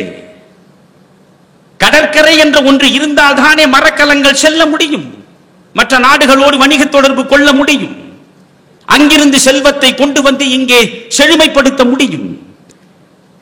இல்லாத இடத்தில் களம் சுரக்கும் நிதியம் என்று பேசுகிறான் கம்பன். ஆனால் தமிழ்நாட்டை எடுத்துக்கொண்டால் கிழக்கு கடற்கரை முழுவதுமே தமிழ்நாடு தானே பெரும்பகுதி. எனவே இங்கிருந்து களங்களிலே சென்று பிற நாடுகளில் வணிகம் செய்து செல்வத்தை கொண்டு வந்து சேர்த்தது தமிழன், தமிழ் மண். எனவே இந்த தமிழ் சமூகம் உருப்பட வேண்டும் என்பதற்காகத்தான் பேசினான். இன்றைக்கு நான் சொல்வதற்கு நிறைய இருக்கிறது. கம்பனில் பேசுவது என்றால் கிருபானந்த வாரியார் கந்தன் கருணை காலட்சேபம் செய்ததை போல வாரக்கணக்கில் மாதக்கணக்கில் சொல்லிக்கொண்டே இருக்கலாம். சொல்வதனால் என்ன பயன்? அதுதான் எனக்கு 51 ஆண்டுகளாக நான் பேசிவிட்டேன். இந்த 51 ஆண்டுகளாக நான் பேசி பேசி பெரும் பேற்றினை பெற்றிருக்கிறேன். ஒன்று சர்க்கரை, இன்னொன்று இரத்த அழுத்தம். இதை தவிர எதையும் நான் பெறவில்லை, ஒன்றையும் பெறவில்லை நண்பர்களே. ஆனால் நான் ஒன்று சொல்கிறேன், இன்றைக்கு இப்படி பேசுவதனால் உங்களுக்கு நிறைய பணம் வருகிறது. பேசக்கூடிய பேச்சாளர்களுக்கு நான் அன்போடு சொல்கிறேன், என் பெருமை பேசுவதற்காக இல்லை, நான் சொல்லித்தான் என் பெருமையை பறைசாற்ற வேண்டும் அவசியம் எனக்கு இல்லை. ஆனால் நான் எனக்கென்று நீங்கள் ஒரு மதிப்பூதியம் கொடுத்தால், நான் என் மனைவியை என்னுடைய பூஜை அறையில் உட்கார வைத்து அவளிடம் நான் சத்தியம் வாங்கியிருக்கிறேன்.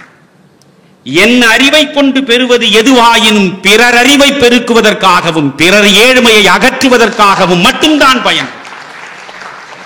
ஒரு தேநீரை கூட நான் மதிப்பூதியத்தில் இருந்து அருந்துவது கிடையாது. வழங்கக்கூடிய பணம் முழுவதும் ஏழ்மையில் உழன்று கொண்டிருக்கக்கூடிய பிள்ளைகளின் உயர் கல்விக்கு தானாக போய் சேருகிறது. ஒவ்வொரு ஆண்டும் 1 கிராம் தங்கம் கூட வாங்க முடியாமல் தத்தளிக்கக்கூடிய வறுமை பள்ளத்தில் வாடி கிடக்கின்ற ஏழை பெண் மக்களுக்கு மகளாக பிறந்த ஒரு பாவத்திற்காக முதிர்கன்னியாகவே முடிந்து விடுகிற நிலையில் இருக்கிறாளே, அப்படி ஒரு பெண்ணை தேர்ந்தெடுத்து ஒரு ஆண்டுக்கு ஒரு பெண்ணுக்கு 3.5 லட்சம் ரூபாய் செலவழித்து திருமணம் செய்து, இதை சொல்வது எதற்காக? நீ செய் என்று சொல்வதற்காக. நீ செய். அன்பு குறித்து பேசிவிட்டு பணத்தை வாங்கி கொண்டு செல்கிறாயே, அடுத்தவனை சிந்தித்து உன் அன்பை பகிர்ந்து கொள். வெறுமனே பேச்சு. இன்றைக்கு நான் சத்தியமிட்டு சொல்கிறேன், வள்ளுவனுக்கு நிகர் யார்? வள்ளுவன் தன்னை உலகினுக்கே தந்து வான் புகழ் படைத்த தமிழ்நாடு. எல்லா நாடுகளுக்கும் பொது மறையை வழங்கியவனடா வள்ளுவன். வள்ளுவனை போல் 2000 ஆண்டுகளுக்கு முன்னாலே சிந்தித்தவன் எவன்? வள்ளுவன் போல் சொன்னவன் எவன்? மேடையில் பேசுகிறான். ஆனால் எவனாவது வள்ளுவனை வீட்டு வாசலுக்கு உள்ளே அழைத்திருக்கிறான்? கிடையாது. ஒருவனும் வள்ளுவனை வீட்டு வாசலுக்கு உள்ளே அழைப்பதில்லை. வள்ளுவனை மேடையில் வைத்ததோடு சரி, பிறகு எப்படி இந்த சமூகம் உருப்படும்? நான் பேசுகிறேன் என்றால், ஒழுக்கம் குறித்து நான் பேசுகிறேன் என்றால், we should practice what we preach. We should preach what we practice. நான் எதை செய்கிறேனோ அதைத்தான் நான் சொல்ல வேண்டும். நான் எதை சொல்கிறேனோ அதன்படி முதலில் நான் இருக்க வேண்டும். அப்பொழுதுதான் இளைஞர்களிடம் ஒரு பாதிப்பை உருவாக்க முடியும். நீங்கள் கம்பராமாயணத்தில் நீங்கள் இப்பொழுது பேசுகிற பிள்ளைகளை எல்லாம் உட்கார வைத்துக் கொண்டு மன்னவன் பணி என்று அங்கேதான் தமிழ் விளையாடுது. அதுலதான் ஒரு நயமே மறைந்திருக்கு. ராம சாதாரணமான ஆளா? அவன் பரம்பொருள் இல்லையா? அவனுக்கு உண்மை தெரியாதா? அதனால் கைகேயி அவன் மறைமுகமாக குத்துகிறானா? மன்னவன் பணி அன்று ஆகில் நும் பணி மறுப்பனோ? அப்படி பிரித்தால் வருகிற அர்த்தத்தை பாருங்கள். அங்கேதான் கவி சக்கரவர்த்தி கம்பன் இருக்கிறான் என்று பேசுவதன் மூலம் அந்த ராமன் என்கிற பாத்திரத்தின் பண்பு நலனையே மொத்தமாக சீரழித்து சிதைத்து விடுகிறோம் இல்லையா? மன்னவன் பணி அன்று ஆகில் நும் பணி மறுப்பனோ என்று பேசக்கூடியவனாக ராமன் இருந்தால் ராமன் அயோக்கியன். ஒரு பாத்திரம் அப்படி இருக்கக்கூடாது. ராம பாத்திரமே சில இடங்களில் சிதைந்து விடுவதை நாம் பார்க்கிறோம்.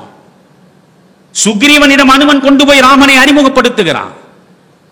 அந்த சுக்ரீவன் மூலமாகத்தான் சீதையை நீ அடைய முடியும் என்று சவரி அவனுக்கு வழிகாட்டுகிறாள்.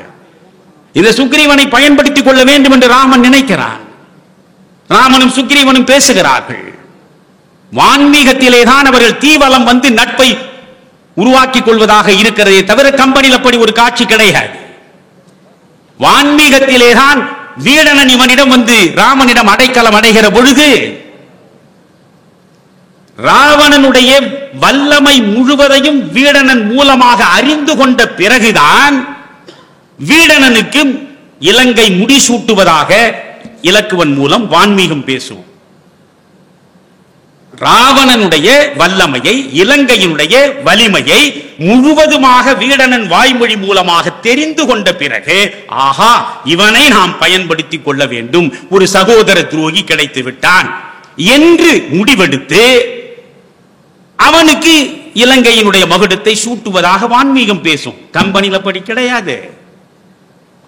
கம்பனில் வீடனன் வந்து நின்று அவன் ராமனை தொழுத கணத்திலேயே இந்த இலங்கை உனக்கு என்று இலக்குவன் மூலமாக மகுடம் சூட்டுகிறான். ஆனால் வான்மீகத்தில் நீங்கள் ராமனுடைய பாதுகையை எடுத்து வீடனன் தன் தலையில் சூடிக்கொண்டதாக தகவல் கிடையாது. ஆனால் அது கம்பன் மட்டும்தான் காட்டுகிறான். சரி, இவையெல்லாம் போகட்டும். இந்த சுக்ரீவனோடு இவன் பேசுகிற பொழுது ராமன் ஒன்று சொல்கிறான், அதை கம்பன் பேசுகிறான். எப்படி? மற்றினி உரைப்பதென் வானிலை மண்ணில் நின்னை செற்றவர் என்னை செற்றார், தீகரே எனினும் உனக்கு உற்றோர் எனக்கு உற்றார், உன் கிளை எனது என் காதல் சுற்றம் உன் சுற்றம் நீ என் இன்னுயிர் துணைவன் என்றார். இதில் ஒரு இடம் பார்க்கணும். தன்னுடைய நட்பின் வலிமையை ஆழத்தை வெளிப்படுத்துவதற்கு ராமன் வாக்குமூலம் வழங்குகிறான். என்ன சொல்கிறான்? வானிடை மண்ணில், வானமாக இருந்தாலும் சரி பூமியாக இருந்தாலும் சரி, நின்னை செற்றோர் என்னை செற்றோர். உனக்கு ஒருவன் பகைவனா? அவன் எனக்கும் பகைவன். சொல்லு.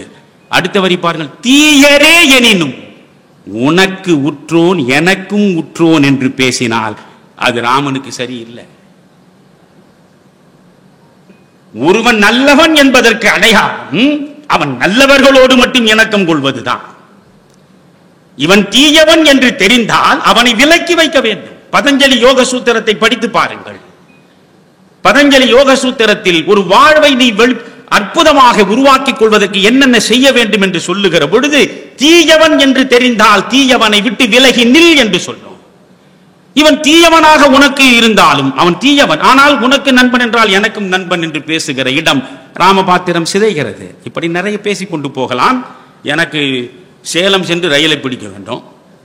அதனால் நான் முக்கியமாக நிறைய சொல்ல வேண்டும் நினைத்தேன். இதுதான் எனக்குள்ள பிரச்சனையே. நிறைய சொல்ல நினைப்பேன், ஒண்ணுமே சொல்ல மாட்டேன். பிறகு யோசிப்பேன், எவ்வளவோ சொல்ல வேண்டும் என்று நினைத்தோமே, எதையோ சொல்லிவிட்டோமே. காரணம், நான் எப்பொழுதுமே தயாரித்து கொண்டு வந்து கடை பரப்புவது கிடையாது. இன்றைக்கு கம்பன் கழகத்திற்கு செல்கிறோம், இவற்றை எல்லாம் பேச வேண்டும், நம்பர் 1 நம்பர் 2 என்று ப்ளூ பிரிண்ட் போட்டுக்கொண்டு நான் வருவதில்லை. அந்த இடத்தில் என் உள்ளத்தில் ஊறி வரக்கூடிய உணர்ச்சி எதுவோ அதை பிரவாகமாக வெளிப்படுத்துவது ஒன்றுதான் வேலையாக இருக்கிறது. இப்பொழுது நான் சொல்கிறேன், நிறைவாக வேக வேகமாக சொல்கிறேன். இந்த முதல் பாடலே என்ன சொல்கிறது? புலனடக்கம் பேசுகிறது. நீ 5 பொறிகளையும் அடக்கி ஆள வேண்டும். ஒழுக்கம் தானடா உன்னுடைய புல பண்பு. பண்பாடு என்றால் என்ன? கல்ச்சர் என்கிற ஆங்கில வார்த்தை, அதுதான் பண்பாடு என்று தமிழில் டிகேசி மூலமாக அறிமுகமாகிறது. கல்ச்சர் என்கிற அந்த வார்த்தையை ஆங்கில இலக்கிய உலகத்தில் பரவலாக கொண்டு போய் சேர்த்தவன் மேத்யூ ஆர்னால்டு. அந்த கல்ச்சர் என்கிற வார்த்தைக்கு ஈடு இணையாக ஒரு சொல்லை தேடுகிறார் டிகேசி.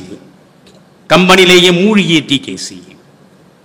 அவருக்கு ஒரு இடம் கை கொடுக்கிறது. பண்பெனப்படுவது பாடறிந்து ஒழுகல் என்று கலித்தொகை பேசுகிறது. எனவே பண்பெனப்படுவது பாடறிந்து ஒழுகல், பண்பாடு சேர்த்தார். பண்பாடு என்ற ஒரு சொல்லை தமிழுக்கு அவர் தந்தார். ஆனால் பண்பாடு என்பது எது? தமிழன் பண்பாடு. இப்பொழுது கம்பனில் பண்பாடு, பண்பாடு என்பது எது? மேத்யூ ஆர்னால்டு இந்த கல்ச்சர் என்பதை பேசுகிற பொழுது அதற்கான டெஃபினிஷன், வரையறை, விளக்கம் தருகிறான். மனிதன் சிந்தித்தவற்றுள் எவை சிறந்தவையோ, மனிதன் அறிந்தவற்றுள் எவை சிறந்தவையோ அவற்றை ஒரு சமூகத்திடம் சேர்த்து அந்த சமூகத்தை மேன்மைப்படுத்துவதன் பெயர்தான் பண்பாடு. 1000 சிந்திக்கலாம். டெகாதோ சொல்வான், ஐ திங்க் தேர்ஃபோர் ஐ ஆம்.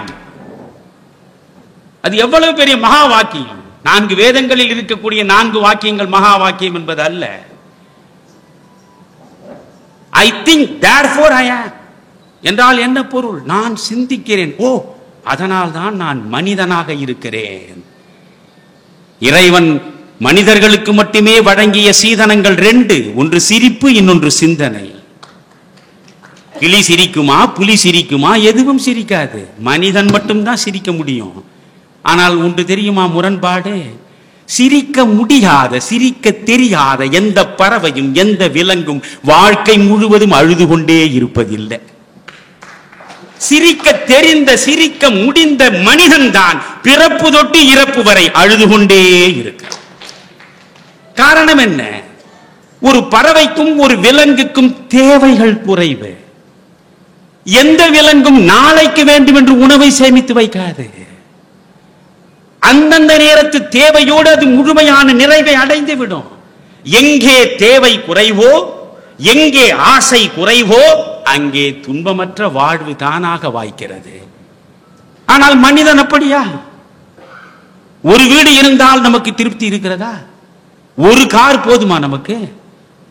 வாசலுக்கு முன்னால் ஆடி காரிலே இருந்து பென்ஸ் கார் வரை இருந்தால் தானே நம்முடைய சோசியல் ஸ்டேட்டஸ் இல்லையா? நிறைவே இல்லாத வாழ்க்கை. எத்தனை நதிகள் எவ்வளவு காலம் கடலை நோக்கி வந்து கடலுக்குள் வந்து சேர்ந்தாலும் வா வா என்று பசி ஆறாமல் அந்த கடல் தழுவிக் கொள்வதைப் போல கடலின் தாகம் தணியுமா? எத்தனை நதிகள் சென்று சேர்ந்தாலும் போதும், என் பசி தீர்ந்து விட்டது, எனக்கான தேவை முடிந்து விட்டது, இனி நீங்கள் வேண்டாம் என்று கடல் சொல்லுமா? அந்த கடல் தான் நாம். எவ்வளவு கிடைத்தாலும் நிறைவில்லை. எனவே நிறைவே இல்லாத காரணத்தால் அழுது கொண்டே இருக்கிறோம். சிரிப்பு நமக்கு கிடைத்தது, ஆனால் சிரிக்கவில்லை. சிந்தனை நமக்கு மட்டும்தான் கிடைத்தது. அதனாலேதான் காரல் மார்க்ஸ் இறந்த பொழுது காரல் மார்க்சின் உற்ற தோழனாக கடைசி வரை இருந்த ஏங்கல்ஸ், எத்தனையோ பேர் இரங்கல் செய்திகள் கொடுத்திருக்கலாம், ஆனால் ஏங்கல்ஸ் சொன்னதுதான் அற்புதம். காரல் மார்க்ஸ் இறந்தான் என்பதை அவன் எப்படி பதிவு செய்தான் தெரியுமா? இன்றுதான் முதலாக மார்க்ஸ் சிந்திப்பதை நிறுத்திவிட்டான் என்றான். இன்றுதான் அவன் சிந்திப்பதை நிறுத்திவிட்டான். சிந்தனை நிற்கிறது என்றால் மனிதன் மரித்து விட்டான் என்று பொருள். மனிதன் வாழ்ந்து கொண்டிருக்கிறான் என்றால் மனிதன் சிந்தித்துக் கொண்டே இருக்கிறான் என்பதுதான் பொருள். அந்த சிந்தனையை தூண்டுவதற்கு, சிந்தனைக்குள் சிறந்தவற்றை சேர்ப்பதற்கு எது முனைகிறதோ அதற்கு பெயர்தான் பண்பாடு. கம்பன் அதைத்தான் செய்தான். எது மிகச்சிறந்த அறத்தின் பாதை, அதை காப்பியத்தின் மூலம் காட்டுகிறான். அன்பின் ஆற்றல் எப்படிப்பட்டது, அதை பாத்திரங்களின் மூலமாக பேசச் செய்கிறான். பாசத்தின் பெருமை எவ்வளவு உயர்ந்தது, அதை ஒவ்வொரு பாத்திரத்திலும் அவன் கொண்டு வந்து கொடுக்கிறான்.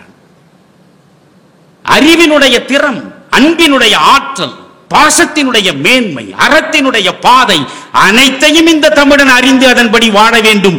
அதுதானடா தமிழ் பண்பாடு என்று சொல்வதற்காகத்தான் பார்த்து பார்த்து சிற்பம் போல் செதுக்கி செதுக்கி நமக்கு அவன் கொடுத்தான். நீங்கள் இன்றைக்கு என்ன நடக்கிறது? இப்பொழுது ரொம்ப வேகமாக நாம் முன்னேறி கொண்டிருக்கிறோம். இப்பொழுது கணவன் மனைவியில் கூட மனைவி இன்னொரு ஆண்மகனோடு உறவு வைத்துக் கொண்டால் ஒரு பிரச்சனையும் இனி கிடையாது. உச்சநீதிமன்றம் தீர்ப்பு வழங்கிவிட்டது. மகனே நீ கவலைப்படாத, மகளே நீயும் கவலைப்படாத, விலங்கிலிருந்து தானே நீங்கள் வந்திருக்கிறீர்கள். எந்த இடத்திலிருந்து வந்தோமோ அந்த இடத்திற்கு திரும்பி செல்வதுதானே வாழ்வு. எனவே விலங்கிலிருந்து வந்தவர்கள் விலங்காகவே மாற வேண்டியது தானே இயல்பு. அதனால் நீ ஒரு கணவனோடு இருக்கிறாய், அந்த கணவனிடம் உனக்கு நிறைவில்லையா? பிரச்சனை இல்லை. உனக்கு எவன் நிறைவை தருவானோ அவனோடு நீ சேர்ந்து கொள், எந்த தண்டனையும் கிடையாது. வேண்டுமானால் அந்த கணவன் இப்படி ஒரு பெண் தேவையில்லை என்று விவாகரத்துக்கு விண்ணப்பிக்கலாம். அவ்வளவுதான். ரொம்ப முன்னேறிட்டோம், நாம எங்கேயோ போயிட்டோம். ஆனால் இந்த நேரத்தில் ஒரு நாளாவது நான் உங்களை கேட்கிறேன், ஒரே ஒரு நாளாவது ஒரு செய்தித்தாளை புரட்டினால் பாலியல் சார்ந்த கொலை, கள்ள உறவு இல்லாத செய்தித்தாள் ஒரு நாள் உண்டா? ஒரு நாள் உண்டா? பிறகென்ன நீங்கள் ராமாயணம் படிப்பதும் மகாபாரதம் படிப்பதும்? 2000 ஆண்டுகளாக ராமாயணம் படிக்கிறோமே. உருக உருக இவர்கள் பேசுகிறார்களே மேடையில், இந்த இப்பிறவியில் இன்னொரு மாதரை சிந்தையாலும் தொடேன் என்ற செவ்வரம் கொடுத்த செம்மல் அல்லவா அவன். அசோகவனத்தில் ஆற்ற முடியாத சோகத்தோடு அழுத கண்ணீரில் அமர்ந்திருக்கக்கூடிய சீதை சிந்திக்கிறாளாம், ராமனுடைய பெருமை என்ன. ஆஹா, 2 பெருமை அவளுக்கு தெரிகிறது. வேடன் குகன், அவனை போய் தன் தம்பியாக ஏற்றுக்கொள்கிறானே. இளவல் உன் இளையோன் என்று பேசுகிறானே. என்னை நின் கேள், இவளுடைய உறவு உன் உறவு என்கிறானே. நான் உன்னுடைய உரிமையின் உள்ளோன் என்று பேசுகிறானே. இப்படி வரிசையா பாடலாம் என்னால் சொல்ல முடியும். ஆனா இதையெல்லாம் இந்த உயர்வு தாழ்வு கருதாமல், வேற்றுமை இல்லாமல் அனைவரையும் ஆறத் தழுவி சமபாவத்தோடு சிந்திக்கக்கூடிய அந்த மனம், அன்பு வழிபட்ட அந்த மனம் ராமனுடைய மிகச்சிறந்த பண்பு நலன் என்று சீதை சிந்திக்கிறாள். இந்த இப்பிறவியில் இன்னொரு மாதரை சிந்தையாலும் தொடேன். அங்கேதான் கவனிக்கணும், அங்கேதான் கவனிக்கணும். நான் எந்த பெண்ணையும் கரத்தாலே தொட்டதில்லை, என்னை விட கற்புக்கரசன் எவனும் கிடையாதுன்னு சொல்லுவான். ஆனா மனதால் 1000 பெண்களை அவன் ஆறத் தழுவி இருப்பான். கரத்தால் தொடாமல் இருக்கலாம், புறத்தில் தொடாமல் இருக்கலாம், அகத்தில் அவன் எப்படி இருக்கிறான். அதனாலதான் வள்ளுவனை யோசிக்க வேண்டும். உலகத்திலேயே உளவியல் அடிப்படையில் சிந்தித்த முதல் உளவியலாளன் வள்ளுவன் தான். 2000 சிக்மண்ட் ஃப்ராய்ட் எல்லாம் பிச்சை எடுக்கணும். வள்ளுவன் தான் சொல்றான், மனத்துக்கண் மாசிலன் ஆதல் அனைத்தரன் ஆகுல நீர பெற. குற்றம் எங்கே தொடங்குகிறது? மனதில் தொடங்குகிறது. மனம்தான் எண்ணங்களின் பிறப்பிடம். எண்ணங்கள் தான் வார்த்தைக்கான வடிவத்தை தருகிறது. வார்த்தை தான் செயலுக்கான உந்து சக்தி ஆகிறது. செயல்தான் உன் வாழ்வுக்கான விளைச்சலை கொண்டு வந்து சேர்க்கிறது. இந்த மனம் சுத்தமாக இருந்து விட்டால் சகலனும் சுத்தமாகி விடுமே. மாசற்ற மனம் இருந்தால் ஈசனை தொட வேண்டியதில்லையே. எனவே இந்த மனம் அது மிக முக்கியமானது. இந்த மனம் மாசடையாமல் இருப்பதற்கு நாம் பயில வேண்டும். இதற்கு நீங்கள் கம்பன் காட்டுகிற இடத்தை தான் பார்க்கணும். அதனால் தான் அவன் சொல்றான், சிந்தையாலும் தொடேன் என்று செவ்வரம் கொடுத்தான். நான் கேட்கிறேன், 2000 ஆண்டுகளாக நீங்கள் ராமாயணம் பேசுகிறீர்கள் அல்லவா, ராமாயணத்தை பார்க்கிறீர்கள் அல்லவா, ராமாயணத்தை படிக்கிறீர்கள் அல்லவா, பிறகு அடுத்தவன் மனைவியின் மீது நாட்டம் வரலாமா? இன்னொரு பெண்ணை திரும்பி பார்க்கலாமா? பார்க்கிறோமே. அப்படி என்றால் அந்த ராமாயணம் எனக்குள் தேடி கொடுத்த பாதிப்பு எங்கே?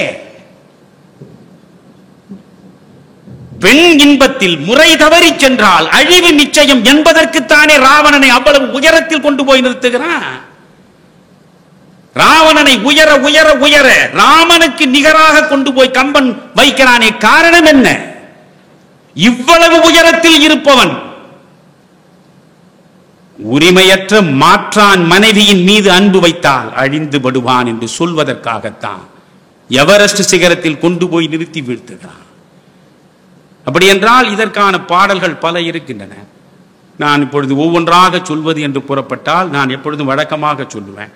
அதாவது மனிதர்களுக்கு இடையே இந்த பண்பாட்டு பெயரை பாதுகாக்கக்கூடிய கம்பன் படித்து கொடுக்கும் அற்புதமான காட்சி என்று ஒன்று. குரங்குகளுக்கிடையே அந்த கிஷ்கிந்தையில் எப்படி அவன் இந்த பண்பாட்டை கொண்டு வந்து சேர்க்க, தாரையை அவன் படைத்திருக்கிற விதம் ஒன்று போதுமே. வான்மீகம் வழங்கி இருக்கிற தாரையை முதலில் படியுங்கள். நன்றி கொன்று அரு நட்பினை நார் அறுத்து ஒன்றும் மெய்மை சிதைத்து உரை பொய்த்துளார் கொன்று நீக்குதல் குற்றத்தில் தங்குமோ சென்று மற்ற அவன் சிந்தையை தேர்குவாய் என்று ராமன் ஆணையிடுகிற பொழுது புயலென புறப்படுகிறானே இலக்குவன். அந்த இலக்குவனுடைய சினத்திற்கு ஆளாகி சீரழியக்கூடிய நிலையில் இருக்கிறானே சுக்ரீவன். அந்த சுக்ரீவனை காப்பாற்றுவதற்காக தாரையை கொண்டு வந்து நிறுத்துகிறானே அனுமன் அங்கதனும். அந்த தாரை எப்படி நிற்கிறாள் என்பதை வான்மீகத்தில் ஒரு முறை படித்து பாருங்கள். கல்லொழுகும் வாய், காமத்தால் சிவப்பேறிய கண்கள், நிலை குலைந்த ஆடை. நண்பர்களே, சுக்ரீவனுடைய படுக்கையிலே இருந்து எழுந்து வருகிறாள். படுக்கையில் இருந்து எழுந்து வந்த நிலையில் அவள் நிற்கிறாள். அவள் ராமனிடம் இலக்குவனிடம் வேறு பேசுகிறாள். காம வசப்பட்டவனுக்கு கால நேரம் கிடையாது என்கிறாள். காம வசப்பட்டால் தான் உனக்கு தெரியும், அதற்கு கால நேரம் கிடையாது என்றெல்லாம் ஒரு பெண் பேசுகிறாள். அவளை பார்த்துவிட்டு தலை குனிந்து கொள்கிறான் இலக்குவன். நீங்கள் ராமனுக்கு எப்பொழுது கோபம் வருகிறது? ஒரு அழகு என்ன தெரியுமா? இதை மட்டும் நான் சொல்லி முடிக்கிறேன். பேசுவதென்றால் பேசிக்கொண்டே போகலாம். ஒரு அழகு, நீங்கள் நுணுகி நுணுகி ஆய்வு செய்தால் தான் இந்த உண்மைகள் எல்லாம் உங்களுக்கு புலப்படும். வாசித்துக் கொண்டே போனால் ஒன்றும் கிடைக்காது. புத்தகங்களை படிப்பதனால் எவனும் புத்தனாகி விடுவதே கிடையாது. ஒரு கையை ஓங்கி ஓங்கி காலம் முழுவதும் வீசிக்கொண்டிருந்தாலும் ஓசை வராது. ஓசை வர வேண்டுமென்றால் 2 கையும் சேர வேண்டும். வாசிப்பது ஒரு பக்கமும் சுயமாக யோசிப்பது மறுபக்கமும் இருந்தால்தான் சிந்தனை சுடர்கிறது. இங்கே நான் சொல்கிறேன், இப்பொழுது சபரி வழிகாட்டினார், ஆற்றுப்படுத்துகிறது. சபரி ஆற்றுப்படுத்திய நிலையில் சுக்ரீவனை தேடி வருகிறார். சரி, சுக்ரீவனை அனுமன் இருக்கும் இடத்தில் கொண்டு போய் ராமனையும் இலக்குவனையும் நிறுத்தினார். இந்த சுக்ரீவன் பேசுகிறான், ராமனிடம் பேசுகிறான். தன் சொந்த கதை, சோக கதை முழுவதையும் சொல்கிறான். என்னை அடித்து துரத்தினான், அரண்மனையில் இருந்து என்னை அடித்து துரத்தியது மட்டுமல்ல, நான் வீட்டிலிருந்த அரச பதவியை பறித்துக் கொண்டான் என்று சுக்ரீவன் சொல்லலாம். என் மனைவியையும் பறித்து அவன்தான் ஆண்டு கொண்டிருக்கிறான் என்று கூச்சமற்று எந்த ஆடவனும் சொல்ல மாட்டான். ஓடி போய்விட்ட என் மனைவியை பற்றி, என் மனைவி என்னை விட்டு ஓடி போய்விட்டாள், இன்னொருவனோடு இருக்கிறாள் என்று அடுத்தவரிடம் பேசவே மாட்டான் ஆண்மகன். ஆனால் வான்மீகத்தில் சுக்ரீவன் பேசுகிறான் ராமனிடம். கம்பன் பார்க்கிறான், அப்படியே தூக்கி எறிந்து விடுகிறான். கம்பனில் சுக்ரீவன் அப்படி பேசுவதில்லை. ஆனால் இது தெரிய வேண்டும் ராமனுக்கு. ஏனென்றால் மனைவியை பறிகொடுத்து விட்டு நிற்பவன். பைபிளில் ஒரு வாசகம் உண்டு, இருதயத்தின் கசப்பை இருதயமே அறியும் என்று. என்னுடைய வலி எவ்வளவு என்பதை நான் தான் அறிந்து வைத்திருக்க முடியுமே தவிர, எவ்வளவு வலிமை மிக்க வார்த்தைகளை நான் இறக்குமதி செய்தாலும் உங்களாலே உணர முடியாது. நண்பர்களே, இந்த ஒரு செய்தியோடு நீங்கள் போகலாம். கம்பன் எப்படியெல்லாம் இந்த பண்பாட்டு பெயரை பாதுகாப்பதற்கு இந்த காப்பியத்தை வடித்திருக்கிறான் என்று அறிந்து கொள்வதற்கு 1000 செய்திகள் இருக்கின்றன. இந்த ஒரு செய்தி சொல்கிறேன். என் மனைவியை அவன், என் அண்ணன் வாலி பறித்து அவளை அனுபவித்துக் கொண்டிருக்கிறான் என்று கூச்சமற்று வான்மீகத்தில் சுக்ரீவன் பேசுகிறான். ஆனால் கம்பன் அதை ஒதுக்கி விடுகிறான். ஆனாலும் இவன் மனைவியை பறிகொடுத்தவன் என்று தெரிகிற போதுதான் ஏற்கனவே மனைவியை பறிகொடுத்து விட்டு நிற்கக்கூடிய ராமனுக்கு அந்த வலி முழுமையாக தெரியும். அதனால் இன்னும் கூடுதலாக இந்த சுக்ரீவனுக்காக அவன் வந்து நிற்பதற்கான வாய்ப்பு உருவாகும். அது அனுமனுக்கு தெரியும். அதனால் இந்த இடத்தில் கம்பன் என்ன செய்கிறான், வான்மீகத்தில் கிடையாது, சுக்ரீவனை இலக்குவனும் ராமனும் சந்திக்கிறார்கள். இந்த வாலியினால் ஏற்பட்ட சோதனை முழுவதையும், சோகங்கள் முழுவதையும் அப்படியே சுக்ரீவன் வெளிப்படுத்துகிறான். இந்த வாலியை வீழ்த்தக்கூடிய ஆற்றல் இவனுக்கு இருக்கிறதா ராமனுக்கு என்று பார்ப்பதற்கு அந்த துந்துபியினுடைய அந்த சடலத்தினுடைய பகுதி, எலும்பு கூடு, அதை இவன் கட்டை விரலாலே தூக்கி எறிவதையும் 7 ஆச்சா மரங்களை துளை போட்டு நிற்பதையும் காட்டுகிறான். ஆஹா, இவன் வாலியை வீழ்த்தக்கூடிய வலிமை உள்ளவன் என்று சுக்ரீவன் தெளிவடைகிறான். உடனே இவன் நேரடியாக இந்த சுக்ரீவன் ராமனை வாலியிடம் போர் தொடுப்பதற்கும் அவன் மறைந்திருந்து அம்பு விடுவதற்கும் காட்சியை உருவாக்குறான். இதுதான் வான்மீகம். ஆனால் கம்பன் இந்த இடத்தில் என்ன செய்கிறான், ஒரு விருந்தோம்பலை படைக்கிறான். சுக்ரீவன் இந்த வாலியால் ஏற்பட்ட நிலையை மட்டும் விளக்குவான். பிறகு வாலி என்ன செய்திருக்கிறான், எதையெல்லாம் சுக்ரீவன் இழந்திருக்கிறான் என்பதை அனுமன் பேசுவான். இப்பொழுது வான்மீகத்திலேயே இல்லாத காட்சி, ஒரு விருந்து வைக்கிறான். என்னை தேடி வந்திருக்கிறீர்கள், தயவு செய்து என் இருப்பிடத்திற்கு வந்து நான் பரிமாறக்கூடிய விருந்தை ஏற்று நீங்கள் பசியாற வேண்டும் என்று சுக்ரீவன் அழைக்கிறான். சுக்ரீவன் அழைத்து செல்கிறான். ராமனும் இலக்குவனும் அமர்ந்தார்கள். அங்கே விருந்து பரிமாறப்படுகிறது. பரிமாறுவது யார்? சுக்ரீவனும் அனுமனும் மாறி மாறி பரிமாறுகிறார்கள். ஒரு வீட்டிற்கு விருந்துக்கு அழைத்தால் வந்திருக்கக்கூடிய விருந்தினரை உண்மையிலேயே நீங்கள் சிறப்பு செய்ய வேண்டும் என்று நினைத்தால் உங்கள் இல்லத்தரசியை வைத்துத்தான் பரிமாற வேண்டும். ஆனால் இங்கே இல்லத்தரசி பரிமாறவில்லை, அனுமனும் சுக்ரீவனும் பரிமாறுகிறார்கள். பார்க்கிறான் ராமன். உடனே அவன் ஒரு கேள்வி கேட்கிறான். பொருந்து நல் மனைக்கு உரிய பூவையை பிரிந்துளாய் கொலோ நீயும் பின். என்னவா பொருந்து நல் மனைக்கு உரிய? ஒரு இல்லம் என்றால் அந்த இல்லத்தில் ஆட்சி நடத்தக்கூடியவள், விருந்தோம்பக்கூடியவள், அந்த இல்லத்தை மேன்மைப்படுத்தக்கூடியவள் இல்லத்தரசி. அவள் இங்கே காணோம். அப்படி என்றால் நான் என் மனைவியை பறிகொடுத்து விட்டு தனியாக நிற்பது போல் நீயும் இருக்கிறாயா என்று கேட்கிறான். அப்படி கேட்ட நேரத்தில் உடனே அனுமன் பேசுகிறான். உரிமை என்று இவர்க்கு உரிய தாரமாம் அருமருந்தையும் அவன் விரும்பினான், இருமையும் துறந்து இவன் இருந்தனன், கருமம் இங்கு இது எம் கடவுள் என்று அனுமன் பேசுகிறான். என்னுடைய மனைவியை என் அண்ணன் பறித்துக் கொண்டான் என்று மானமற்று பேசுகிற சுக்ரீவனை வான்மீகம் காட்டுகிறது. ஆனால் கம்பன் அதை மாற்றுகிறான், அனுமனை பேச வைக்கிறான். இவன் வெறும் அரச பதவியை மட்டும் இழக்கவில்லை, இவனுடைய மனைவியையும் பறிகொடுத்து விட்டு நிற்கிறான் என்று அனுமனை பேச வைக்கிறான் கம்பன். சுக்ரீவனை பேச வைக்கவில்லை. இவற்றையெல்லாம் பார்க்க வேண்டும். அதற்கு பிறகுதான் ராமன் பொங்குகிறான். அதற்கு பிறகுதான் சொல்கிறான், உலகம் ஏழினோடு ஏழும் வந்து அவன் உயிர்க்கு உதவி விலகும் எண்ணினும் வில்லிடை வாளியின் வீட்டி தலைமையோடு நின் தாரமும் உனக்கு இன்று தருவேன், புலமையோய் அவன் உறைவிடம் காட்டு என்று பொங்குகிறான். இதிலேயே பிரச்சனை என்னன்னா, மனு நீதிப்படி அன்றைய கால வழக்கப்படி மூத்தவனுக்குத்தான் அரசுரிமை. எனவே மூத்தவன் வாலியிடம் இருந்து அரசுரிமையை பறித்து கொடுப்பதற்கு ராமனுக்கு உரிமை கிடையாது. ராமன் என்ன செய்ய வேண்டும்?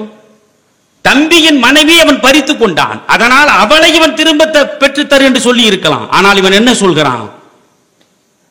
உன் மனைவியை மட்டுமல்ல, இந்த அரசையே வாலியிடம் இருந்து பறித்து உன்னிடம் கொடுக்கிறேன் என்கிறான். ஏன் தெரியுமா?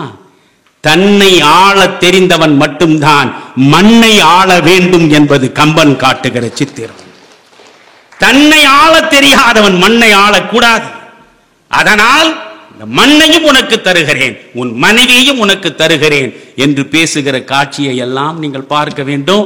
அந்த தாரை எப்படி வந்து நிற்கிறாள் வான்மீகத்தில், கம்பன் காட்டுகிற தாரை எப்படி நிற்கிறாள், அந்த தாரையை பார்க்கிற பொழுது அந்த தாரை எப்படி பேசுகிறாள், இவற்றையெல்லாம் படிக்க வேண்டும். இந்த பிள்ளைகள் எல்லாம் படிக்க வேண்டும்.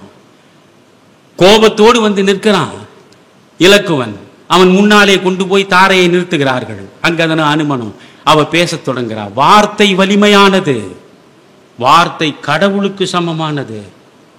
நான் அதனால்தான் எப்பொழுதும் ஒரு மேடைக்கு வந்தால் ஒரு 500 பேர் அமர்ந்திருக்கிறார்கள் என்றால் 1 மணி நேரம் நான் பேசுகிறேன் என்று நினைக்கிற நிலையில் இருப்பதில்லை. 500 மணி நேரத்தை அபகரித்துக் கொண்டு நான் பேசுகிறேன். ஒவ்வொருவனுடைய 1 மணி நேரத்தையும் நான் அபகரித்துக் கொள்கிற பொழுது என்னுடைய பொறுப்புணர்வு எவ்வளவு கூடுதலாக இருக்க வேண்டும் இல்லையா? வார்த்தை மந்திரம் போல் வேண்டுமடா சொல் இன்பம் என்று எதற்கு சொன்னான் பாரதி? பைபிளில் என்ன பேசப்படுகிறது? ஆதியில் வார்த்தை இருந்தது, வார்த்தை கடவுளோடு இருந்தது, வார்த்தையே கடவுளானது. வார்த்தை தான் கடவுள் இல்லையா? வார்த்தையை வைத்துக் கொண்டு ஆட்சியே பிடிக்க முடியும் என்பதற்கு சாட்சியே இங்கேதானே இருக்கிறது. எனவே வார்த்தை தான் கடவுள். இங்கே அவள் எப்படி கோபத்தோடு வந்து நிற்கிறான். அவன் எதிரே நிற்பவள் பெண், ஏறிட்டு பார்க்கவில்லை. அவன் பிறன்மனை நோக்கா பேராண்மை கொண்டவன். ராமனாவது சீதையோடு காணக வந்தவன். ஆனால் இலக்குவன் தன் மனைவியோடு வந்தவன் இல்லை. ஊர்மிளையை அழைத்துக் கொண்டு அவன் வரவில்லை. ஆனால் அவன் பிறன்மனை நோக்கா பேராண்மையோடு நிற்கிறான்.